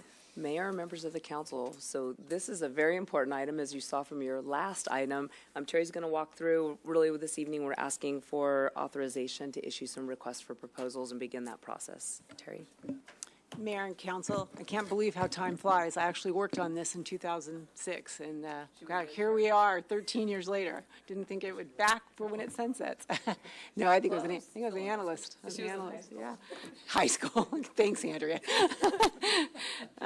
Anyway, it's going to sunset, unfortunately. As you know, Measure Z was the quarter-cent sales tax that was approved by the voters on November 7th of 2006. It went into effect on April 1st per the ordinance of 2007. It raised the sales tax rate from 7.75 to 8%. And then it also had advisory measure YY, which stated that the proceeds from Measure Z would be spent on to fund police officers and support personnel in anti-gang and anti-crime operations. Since Measure Z passed or started being collected in April of 2007, it's generated approximately $80 million to help those services. In this fiscal year, we anticipate it will bring in about $8.8 million, so this would be a devastating loss. We want to get started. The next opportunity to put this back on the ballot to either increase it, keep it the same, it would be 2020. It's got to be done during a general election. So we want to start this process by hiring a polling company and a education research firm to get started on this. So we'd like authorization to issue an RFP for those services, and we'd bring the RFP and the agreements back to you for approval, which we anticipate would be in May. Move approval. Second. The question I have, the RFP process, this is simply to authorize the RFP process. Correct. RFP will come back to us? Yes. Yes. For approval of a contract. All right. We would issue the RFPs for these two services, and then we'd bring the contracts back to you for approval, which we anticipate would be May. I think we also need to include other discussion points here on sales enhancements. I know Councilman Nickel, you're talking about TOT. Would this be also the opportunity to address some of those issues on the laggards of any of our fees or taxes so we can include on this survey? This would be a great opportunity for the polling company to pull the community's appetite for other taxes, to increase this one. This would be a great opportunity for And so that. after you approve that contract, we would have them come in and get feedback from the council on other things that you would like them to pull. First step first is RFP. Are there any discussion points? There's been a motion and a second. Councilmember Barr. Yes, so the RFP will just be for one firm that's going to do the surveying, 2 firms? 2 firms. Because I can tell you, we don't need a survey research. We know what It's people are very going to important say. to this process. But we do need to do public education. We need to inform the voters of how this is going to affect safety and their taxes. Absolutely. Right. That is something that we need to be doing out there. But doing a survey, we're going to get the answers that we already know, that I heard during my campaigning. So This is a very important step to the process, and any research firm will tell you that. You need to know what the appetite of the voters is, so you know where to focus your efforts for And this. especially given the fact that the mayor has suggested, and I think rightfully, we've had lots of discussions about different types of measures, whether some of our other taxes that are voter approved are at the point where they should be considered for increase. We have a robust hotel system in the city, and they do pay transit occupancy taxes, but this would help us to understand what the appetite might be to increase some of those taxes as well. So I don't think it's necessarily especially if I hear the mayor's comments, not just related necessarily to polling on Measure Z, but also looking at other voter-approved taxes. The opportunity for the council is ultimately, we have the sole discretion to task the scope of service. This is just RFP process to announce it and to begin the process. The other opportunity might be, the city of Riverside, several other cities have suggested, I think the city of Riverside passed a general sales tax about 1.5 years, 2 years ago, and it garnered almost $60 million in annual revenue budgets, a stream of money coming into the city of Riverside. So these are important discussions that we will ultimately have, but at this time, this is RFP, so very good questions, good insight, and we appreciate it. Are there any other comments? No, just the fact that you're trying to compare us to Riverside. If you look at the median income, San Bernardino does not compare to Riverside. I know in my area, people don't want to get any more taxes. They don't feel safe. But that's why I'm saying the education is going to be key if we want to pass or renew Measure Z again. And just one other comment. Remember, some of the taxes that we charge don't necessarily just affect our residents. Like TOT, probably most of our residents aren't leaving their wards to go stay on Hospitality Lane. And you may, we may have some people, but many of the people that are going to be subject to that tax would be people from outside of the community. So again.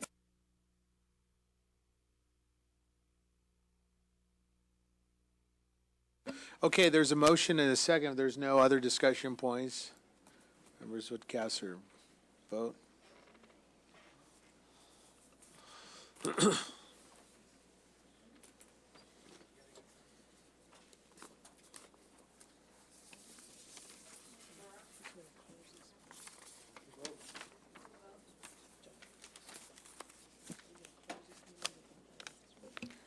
On item 17, the motion to approve was made by Mr. Charette, the second by Mr. Mulvihill, and the item passes 6-0.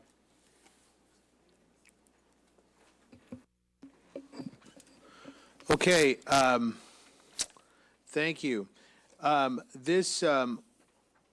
We're moving on to the special meeting component of our regularly held council meeting. So this is item number 1.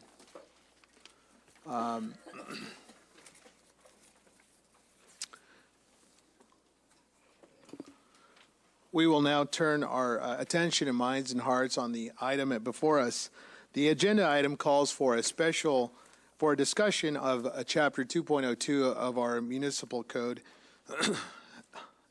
and possible direction to the city attorney to make amendments to this specific chapter. In 2016, the voters of San Bernardino approved a new city charter and instituted a council manager form of government. It's important that we adhere to the charter approved by the voters, and that means we need to establish clear roles of delineation and responsibilities for mayor, council, and our city manager. Chapter 2.02, as currently written, in my belief and estimation, is inconsistent with our charter.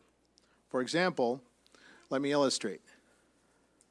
The charter makes clear, under provision of Section 502, that the city manager shall not provide direction or supervision to the offices of the council and mayor. However, the municipal code, which largely defines what the city charter says, the municipal code states that the city manager shall supervise the staff of the mayor and council. This is inconsistent and in clear violation with the charter. I have proposed several changes to Chapter 2.02 to bring it in conformity and consistency and harmony with our city charter. Let me be clear. The changes we're considering tonight do not alter or affect the charter. In fact, they do just the opposite. The changes to the municipal code will reinforce the charter by bringing the municipal code in conformity and in harmony with our city charter. The proposed changes tonight will ensure clear lines and responsibilities between the elected officials and our city manager. As policymakers, we do set the policy, and we need to be properly informed on city matters and have open and clear communications with the city manager. Currently, I have serious concerns with the level of transparency here at City Hall.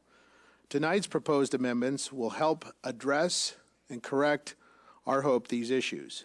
Among the proposed changes are simple: an increased participation of the mayor and council to add items to our city council agenda.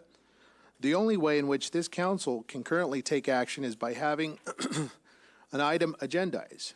And currently, the municipal code only provides for the city manager to agendize items. This needs to change. The elected officials must be able to include items of concern and add them to the calendar and the agenda. This amendment would allow the presiding officer of the council to request items be added to the agenda. The second example is a city manager would be required to consult with the mayor and council when making major changes to city departments. Currently, there is no requirement for her to do so. By example, the Community Development Director, a combined restructuring of community development and economic development, we were noticed just about a week and a half ago with no consultation with the mayor or the council, other than via email. The third example is the city attorney would be provided with explicit authority to investigate the city manager when he or she is named in a complaint. Currently, there is no mechanism in place to provide a review process or an investigation of the city manager for misconduct. This is an important element for accountability of our top administrator. The public expects council to provide that check and balance. The fourth example is this amendment here provided to our public would strike an illegal provision on the municipal code that provides a city manager with supervisory authority over the staff of the council and the mayor. This power allocated to the city manager is in direct conflict and competition with the city charter. It's vital that I and my fellow council members have access to staff that is not subject to the influence of the city manager. We are elected officials, and the public has tasked us with this responsibility. I'm not a ceremonial mayor, and we do not have a ceremonial council. We have a duty to make informed policy decisions and to provide clear oversight over the city manager and City Hall. That's our role. That's our obligation. Having the city manager direct our staff directly undermines and undercuts our ability to fulfill our duties to the voters of San Bernardino City. Lastly, we have clarified that neither the mayor nor any council member may direct any city employee. That certainly is the role of the city manager. However, providing direction is distinct from making inquiries and accessing information. Under the proposed change, the city manager would be prohibited from unreasonably restricting the elected officials' access to city employees and information here at City Hall.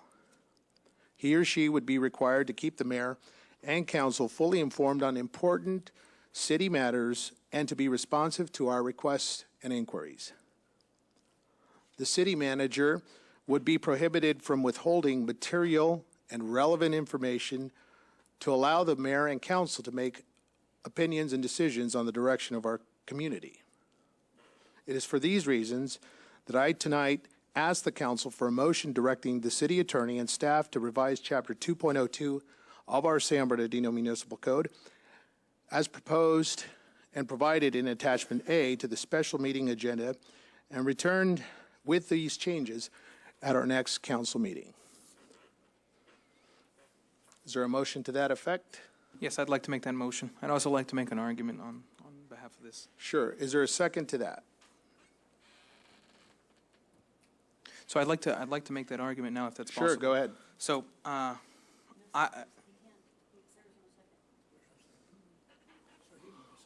Well, the item is agendized, so go ahead and proceed. so yes, so I mean, The clock will start. too. Yes. So all we're doing here is we're matching up the municipal code with the city charter that the people voted on. I mean, word for word, if I can have legal counsel explain to me here on page 6 of the agenda packet, second paragraph to be inserted into the municipal code, neither the mayor nor the paragraph starting with neither the mayor nor any city council member, is that not word for word, letter for letter, verbatim from page 5, second paragraph, subsection D, word for word, the same thing out of the city charter that the people voted to pass? I'm actually verifying that right now. I have the Okay. charter in front of me. I understand it is, yes. While that's being verified, that it's word for word, verbatim out of the city charter, Yes, it is. I'd like to direct everyone's attention to the third paragraph, page 6 of the agenda. The city manager shall not unreasonably restrict the ability of the mayor or any council member to make inquiries directly to officers and employees under the supervision of the city manager. So take note of that, and take note of page 6, subsection D of the city charter. The city manager shall ensure that the mayor and council are informed on all aspects of important, engaging issues, including city's finances, et cetera, et cetera, et cetera. That matches up almost exactly with what is in the second paragraph of the agenda, the second paragraph of page 6 of the agenda. The last point here, page 5 of the agenda, section L to be stricken, provide support staff, the city manager shall provide support staff to the mayor and city council and to oversee and supervise the staff providing services to the mayor and city council. I'd like to refer everyone to page 7 of the city charter, voted for by the people, section 502, direction by city manager. Each city department, office, and agency shall be administered by an executive appointed by and subject to the direction of the supervision of the city manager, except the offices of the council, mayor, city attorney, city clerk. All we're doing is we're ensuring that there is consistency between the city charter that the people voted for and the municipal code that's been enacted. That's all we're doing, is making sure that that aligns. And people should be coming here in support of that, because people are the public voted to have this city charter. And to align that municipal code to that city charter only makes sense. Is that it? Yeah. Very good. Councilmember Ibarra. Well, for me, since I got sworn in, and I've asked it publicly here since January about the staffing, why the city council is responding to our city manager when the city charter does in fact say that that is under our supervision, unless we authorize our city manager. I've asked for the backup, nobody ever gave it to me, and now I'm seeing it. So this makes sense that this was done underhanded, behind the voters, without their knowledge, that what the city charter had given us as power to have our own staff, it was now given over to our city manager. City manager has a big role in the city, a lot of department heads, and I would like to be able to go to my staff in the city council office and say, can you help me find this item? And then they have to go around to the city manager and get approval before it comes to us. And the same, I do like that second paragraph regarding, let me see, page, you mentioned it. On page 6, I don't see that one on the charter, but it's somewhere in there. I like the fact that that the city manager shall not withhold relevant and material information from the mayor or council members. Many times since I got sworn in, I've asked for additional backup documentation, and I don't get it. If I don't receive it on the agenda, the public here and the citizens don't know what's going on. Perfect example was today, the mid-year budget, that PowerPoint, we didn't receive it. and you guys at home or everybody here, you didn't get to see it. So this shows transparency. We want our government to be transparent to the voters of this city and the residents. So, I mean, I saw that first paragraph though on page 6. It is exactly how we have it on the charter, and it should have never been altered the way it was in the municipal code.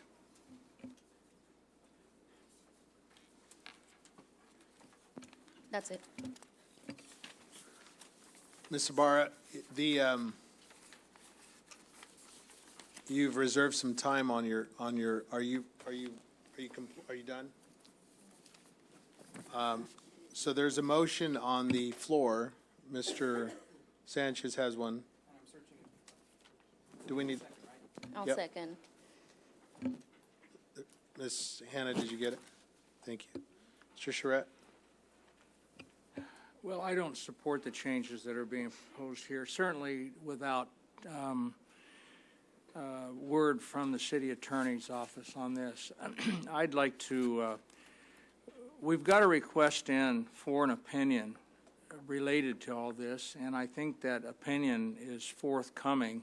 I don't know exactly when, and perhaps Gary can address that, but I believe this is certainly putting the cart before the horse.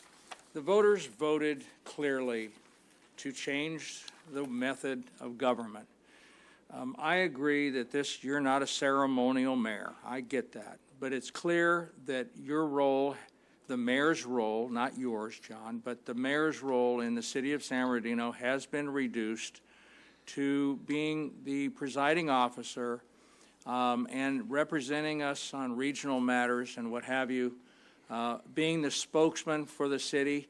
I interpret that as the spokesman for the legislative body, not the spokesman for the city or the city staff or the city council on its own, but collectively what our message is. You're the one, the mayor is the one that's tasked with being out in front so that we don't have 5 different messages coming out to the public or to the media. This is the best form of government. It's best practices for a city our size, and we're one of the only ones that, out I think of 11 at one time, that had a really strong mayor, and the folks have changed that. As was mentioned earlier this evening, the county did the same thing by having going from a administrator to a CEO, an executive that was really that really ran the city on a day-to-day basis, and the policy setters they became policy setters, the supervisors. That's what we are. We're policy setters. I've never had any problem with being able to ask a question of a director. I don't find the city manager holding information. We many times have PowerPoints that is given to us by the staff that's not part of our backup. The backup's in a report. You like to see graphs, you like to see pictures, I get it, that's fine, I understand that, and I suppose we could work towards including that going forward. But to throw the baby out with the bathwater based on 1 or 2 council members or 3 council members or any council members. The people have spoken, and it was 60% or more, I think it was actually maybe 64%, voted for this new form of government. And it is what it is. And if you want to change it, it needs to be done on even years at the polling office, at the polls. And if you're not satisfied with the charter, anybody isn't, Mr. Mayor, you spoke from the night that you were sworn in as mayor, that if we need to change the charter, we'll do that. That's fine. That's not what the voters voted for, and if that's what they voted for you for, then go out and get the support to change the charter in 2020. But I don't support this, and I'd really like to hear from the city attorney as to what we should expect coming forward and how you can address this tonight. Well, I can tell you that we have been working diligently on an analysis and on a legal opinion with respect to the manager's role relative to the mayor's office and mayor's staff. We've been asked to do that. We've been working on it diligently. It's forthcoming, as you indicated. My expectation is from my staff people that are working on it is that it should be available by the end of this week. So Friday at the latest is my expectation that we shall have a full report on the issue of what authority the city manager has as indicated in the charter primarily. And of course, I would like to see that, and I think until we have that, we shouldn't be making any changes at all. And As I've indicated, we've been asked for that report. It is forthcoming. We've been working on it for several days now. We've put in a lot of time and effort in that analysis, and as I've indicated, it is forthcoming. I hear from my support staff, Assistant City Attorney, that it should be here no later than Friday.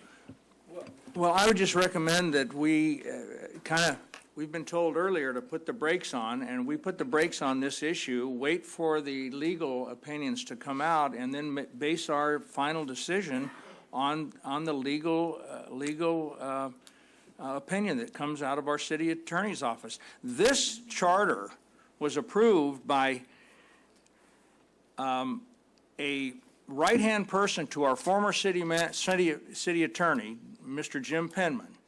This was approved by his hand-picked deputy, senior deputy, Jolena Greider. It was approved by our city attorney. It was approved by it's been approved by virtually everybody that this is the way this should work, and then it went to the public and they voted for it. We should be living with it, and I implore my council members, my colleagues here, that we don't change, that we have decided to make this a manager council form of government and that we stick with it. And I'd move that we continue until we get the further legal opinion. Thank you, Mr. Charette. Mr. Nichol. I guess that has to be a substitute motion. Substitute motion, yes. Got a second. Okay. Well, it sounds like there is a substitute motion on the floor, but I do have some questions.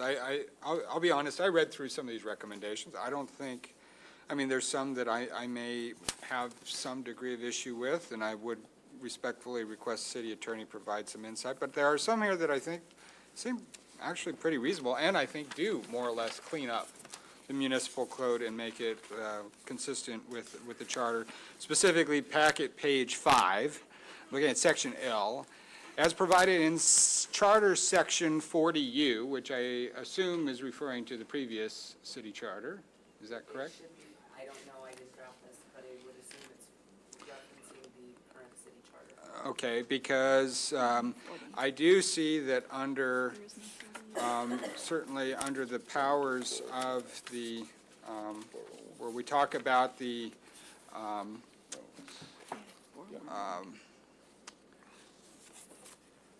appointment of city staff, obviously there is discretion on the part of the council whether or not we have our own staff or we appoint the city manager as the executive officer.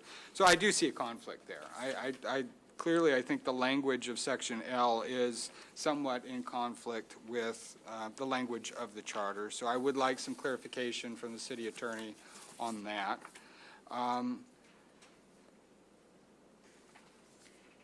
In terms of section or packet page 4, the charter specifically states under Article 3, Section 300, second paragraph, except as otherwise required by law, the role of the council is legislative. Just about every legislative body I've been introduced to has the ability to introduce items onto the agenda. Certainly every commission I've served on, every board I've served on, board members certainly have that authority. I don't think it's exclusive to the council members or the mayor. I think certainly the city manager often has the need to put the majority of items on the agenda, but I see no reason to restrict the ability of council members and/or the mayor to place items on the agenda. I personally don't see a problem with A. I don't know if there is an issue with that, but my sense is I'm certainly willing to accept that one. I do have an issue with E. I think that, now we're starting to get a bit in the weeds in terms of day-to-day operations. I think there does need to be some clarity in terms of what constitutes a policy and just where that dividing line is. But I am a little reluctant to get into the weeds in terms of day-to-day operations and the structure of departments. Obviously, we have an opportunity during the budget to more or less approve or not approve of the recommendations the city manager has put forward in terms of any consolidation or in terms of any staffing decisions.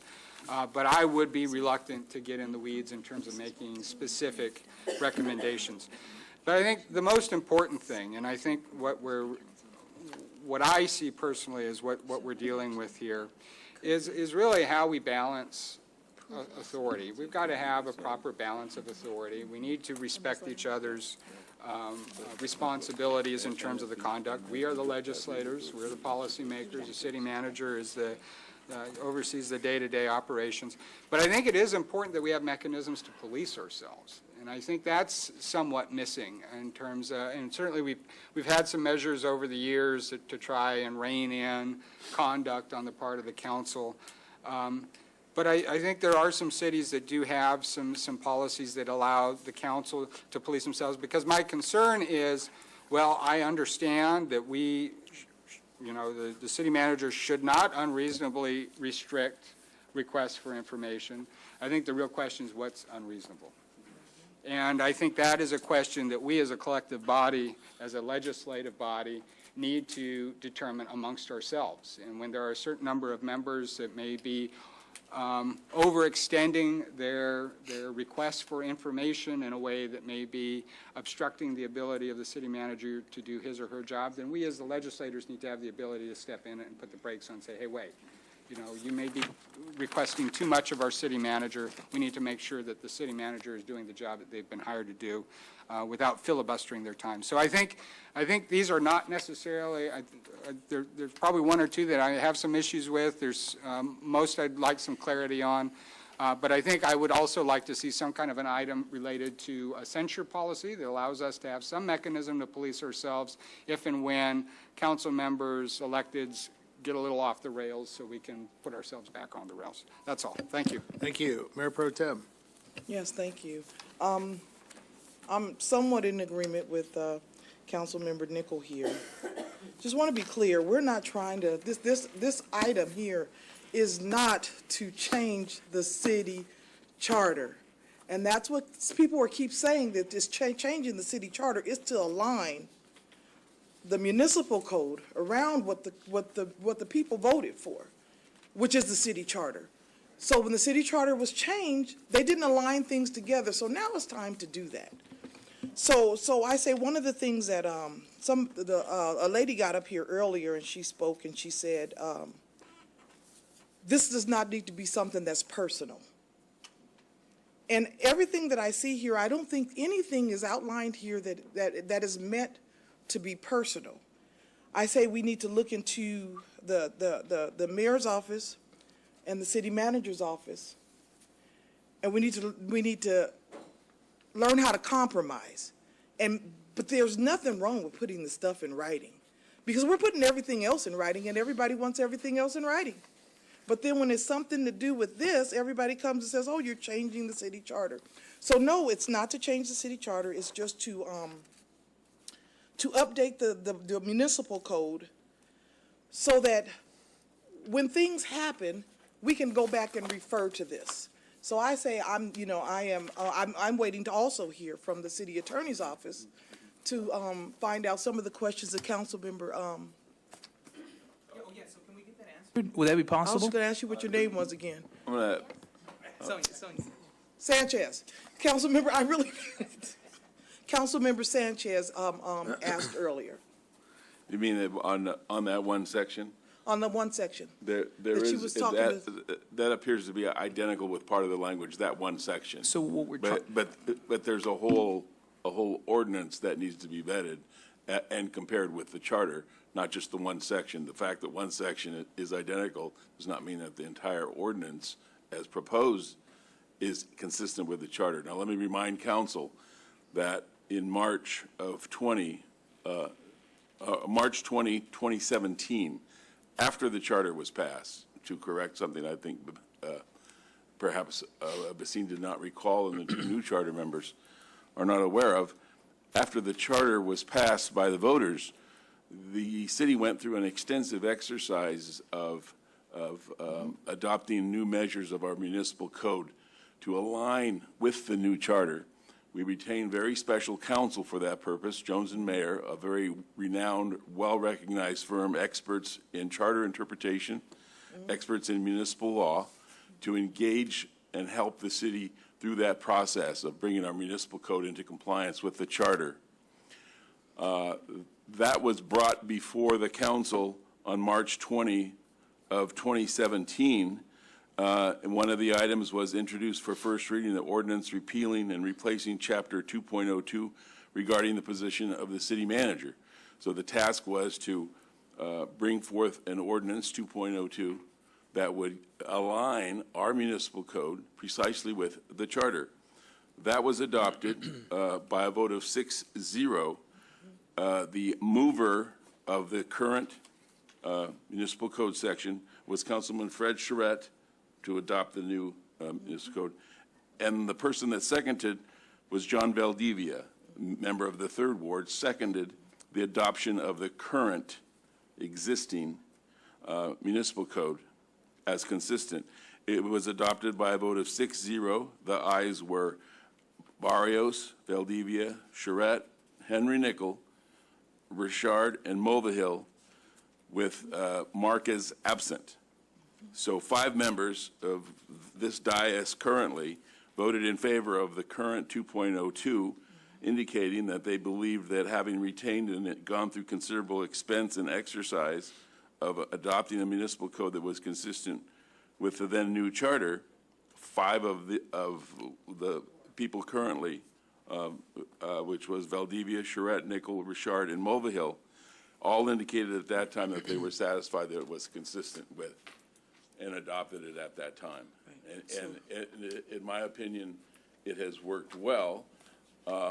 We have decided at the city attorney's office, based upon the item as agendized, that to direct the city attorney's office, among other things, of course, our obligation would be to make sure that any proposed ordinance and each of its provisions are consistent with the charter. Obviously, this body cannot change the charter even if they wanted to, so the fact that there is a mistaken opinion out there, and some members of the public believe that this will change the charter. It will not. This body cannot change the charter, and in fact, to the extent that this municipal code does attempt to change the charter, the city attorney's office will correct that. If this is requested by the city attorney, we will correct the proposal. I'm in line as well with Councilman Charette in terms of perhaps it would be best to have the current analysis completed so that we understand exactly where we are with respect to the roles before we go about changing, not knowing exactly. We have not had a chance to vet this proposal. So, and we are in the process of bringing forth an opinion. Once you have the opinion, if you don't like what the municipal code says relative to the charter, then that can be changed. But I think it's best to wait till you get the opinion, since we've been working on it for the last, I don't know, several days. I would think maybe 4 days or so. Would that would be your understanding? Yes. Thank you. I think in fair balance, Gary, is we also, while the city council cannot change the charter, in all fairness, you spearheaded amongst others to provide good operating practice. In fact, I left the building because I felt it was an illegal action. And so there was a kind of a gap measure of sorts to circumvent the existing charter. And yeah, it was all signed. It was all agreed to. Council members agreed to it. So that's the fair balance of what you just presented, is that the city charter was was, No, absolutely not. Now, council has no authority to change the charter or to circumvent the charter. There's no authority that the you're out of council order, has. sir. Continue, Well, Mr. Sens. No, I'm giving you a talking to legal Mr. Mobile. opinion. Please. There is no authority on the behalf of council. At the time you're suggesting, council had no ability to change the charter. Yeah, but the document that was signed provided the operation to be counterintuitive to the existing charter.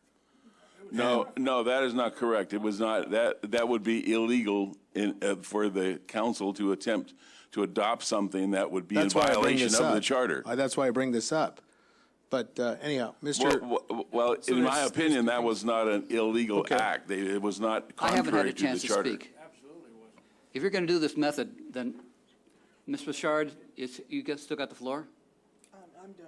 Okay, then I ask my questions before you talk to anybody else. Mr. Mulvihill. If you're going to go by the system, you're going to go Go by ahead, it. sir.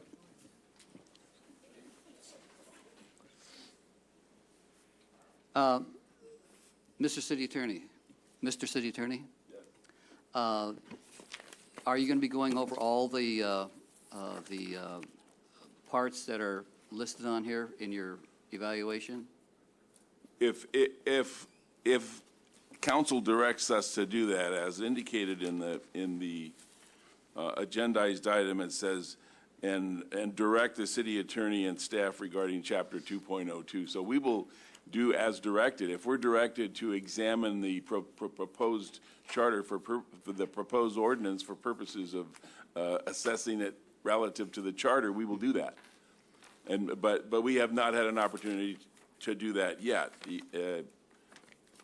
I have not had a chance to look at it that closely. As I've indicated, we've been engaged in responding to the current ordinance and the charter relative to the respective roles of the mayor and the city manager as requested. And so that's what we are currently engaged in. I have not done an assessment of the proposal attached as backup material to this agendized item yet. Okay, thank you, because, And for clarification, that's not my motion either, to give them direction. Are okay. you done, Mr. Mulvihill? No, I'm not. Okay. I've just Please begun. proceed. Mr. Charette, if you would allow Mr. Mulvihill to speak. Thank you. As Councilman Nickel pointed out, E on page 4, it really, there can be only one administrator in charge of the staff.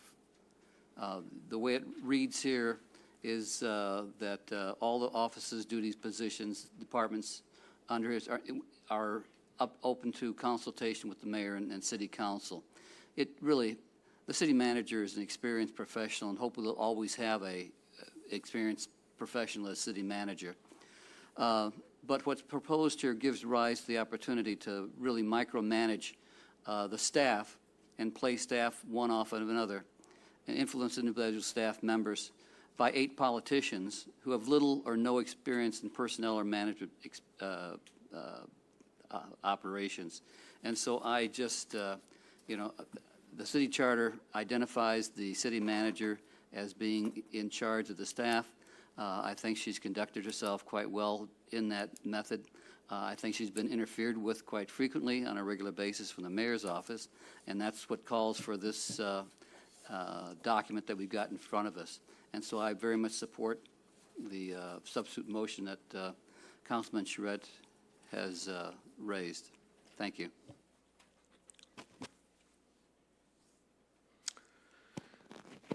Very good. Ms. Mr. Charette, Call for the question. you're not recognized, sir. Okay. So, Mr. Sanchez, you had an item. I do think that there's a major issue going on here. I think we may have misidentified what the issue here is. What legal counsel should be doing if they're studying anything is to see whether the municipal code matches up with the city charter. And if it doesn't, then the municipal code needs to change. I've mentioned 3 items here, all of which are in contradiction, points here in the city municipal code that are in contradiction with what's written in the spirit of the law in the city charter. The role of the city manager, that is an entirely different argument. That is not what should be discussed here. This is to match up, to align the municipal code with the city charter. And I'm going to express this example here again. The municipal code reads, as provided in chapter, the city manager will provide support staff to the mayor and city council and to oversee and supervise the staff providing services to the mayor and the city council. Here in the city charter, it says, direction by city manager, each city department, office, and agency shall be administered by an executive appointed by and subject to the direction and supervision of the city manager, except the office of the council, the mayor, city attorney, and city clerk. If that isn't a contradiction between the municipal code and the city charter, I don't know what is. That could not be more clear.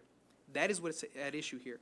If the city attorney's office wants to do a study on what the role is of the city manager in the city charter, that is perfectly fine. But what we're doing here is irrelevant of that. This right here is to align the municipal code with the city charter that the people voted for. So I don't know, I really don't understand what the conflict is here. And I'd like to make a substitute motion that we pass, that we direct staff to make those. Mr. Sanchez, you can make an alternate motion on I'd the like substitute. I'd like to make an alternate motion that we direct staff to make these adjustments to the municipal code and to present to us those adjustments at the next council meeting. Is there a second? I'll second, but I have a quick question, Ms. City Manager, maybe you might know the answer. Do you know when was the last time the charter committee met? Oh, I want to say that it was during, though, the process of updating codes and things, but I don't remember exactly when it was. We gave them an update as we were involved in the charter implementation process, so I would think that that was probably late last year, but I can certainly check that. Ms. City Clerk, can you confirm, if you happen to know? I'm not aware of when they met last. Yeah, it was to update them on the process of implementation. I just don't remember exactly when in that process it was. All right. So we have an alternate motion provided, and there's a second on it. I simply ask that this is, I think, what Mayor Pro Tem has alluded to. This is not personal. This is attempting to correct some of the inadequacies and really the direct competition of the municipal code with the city charter. This is all it is. This is very simple. And so you have the strike-through version, and we appreciate your opinions and your questions. We thank you. Madam City Clerk, if you read the motion, and it was the alternate motion, and we'll just take an up or down vote, please. The motion was made by Mr. Sanchez, seconded by Ms. Ibarra, to direct staff to make the adjustments indicated to the municipal code and present them at the next meeting. And if you can go ahead and press your buttons. Does that not include an assessment by the city attorney's office as to whether or not this municipal code provision conforms? You can always provide it in writing. That's fine. Well, I mean, I think part of any of your staff reports contain analysis, so I think Sure. that would be a natural part of the analysis that you would get when you consider the motion, or consider the proposed Very ordinance. good. We have a alternate motion. The clerk will, if members would cast their vote, this is to provide. Essentially the floor motion? Yes, Yeah, I that's right. support it. Okay, register your vote, please.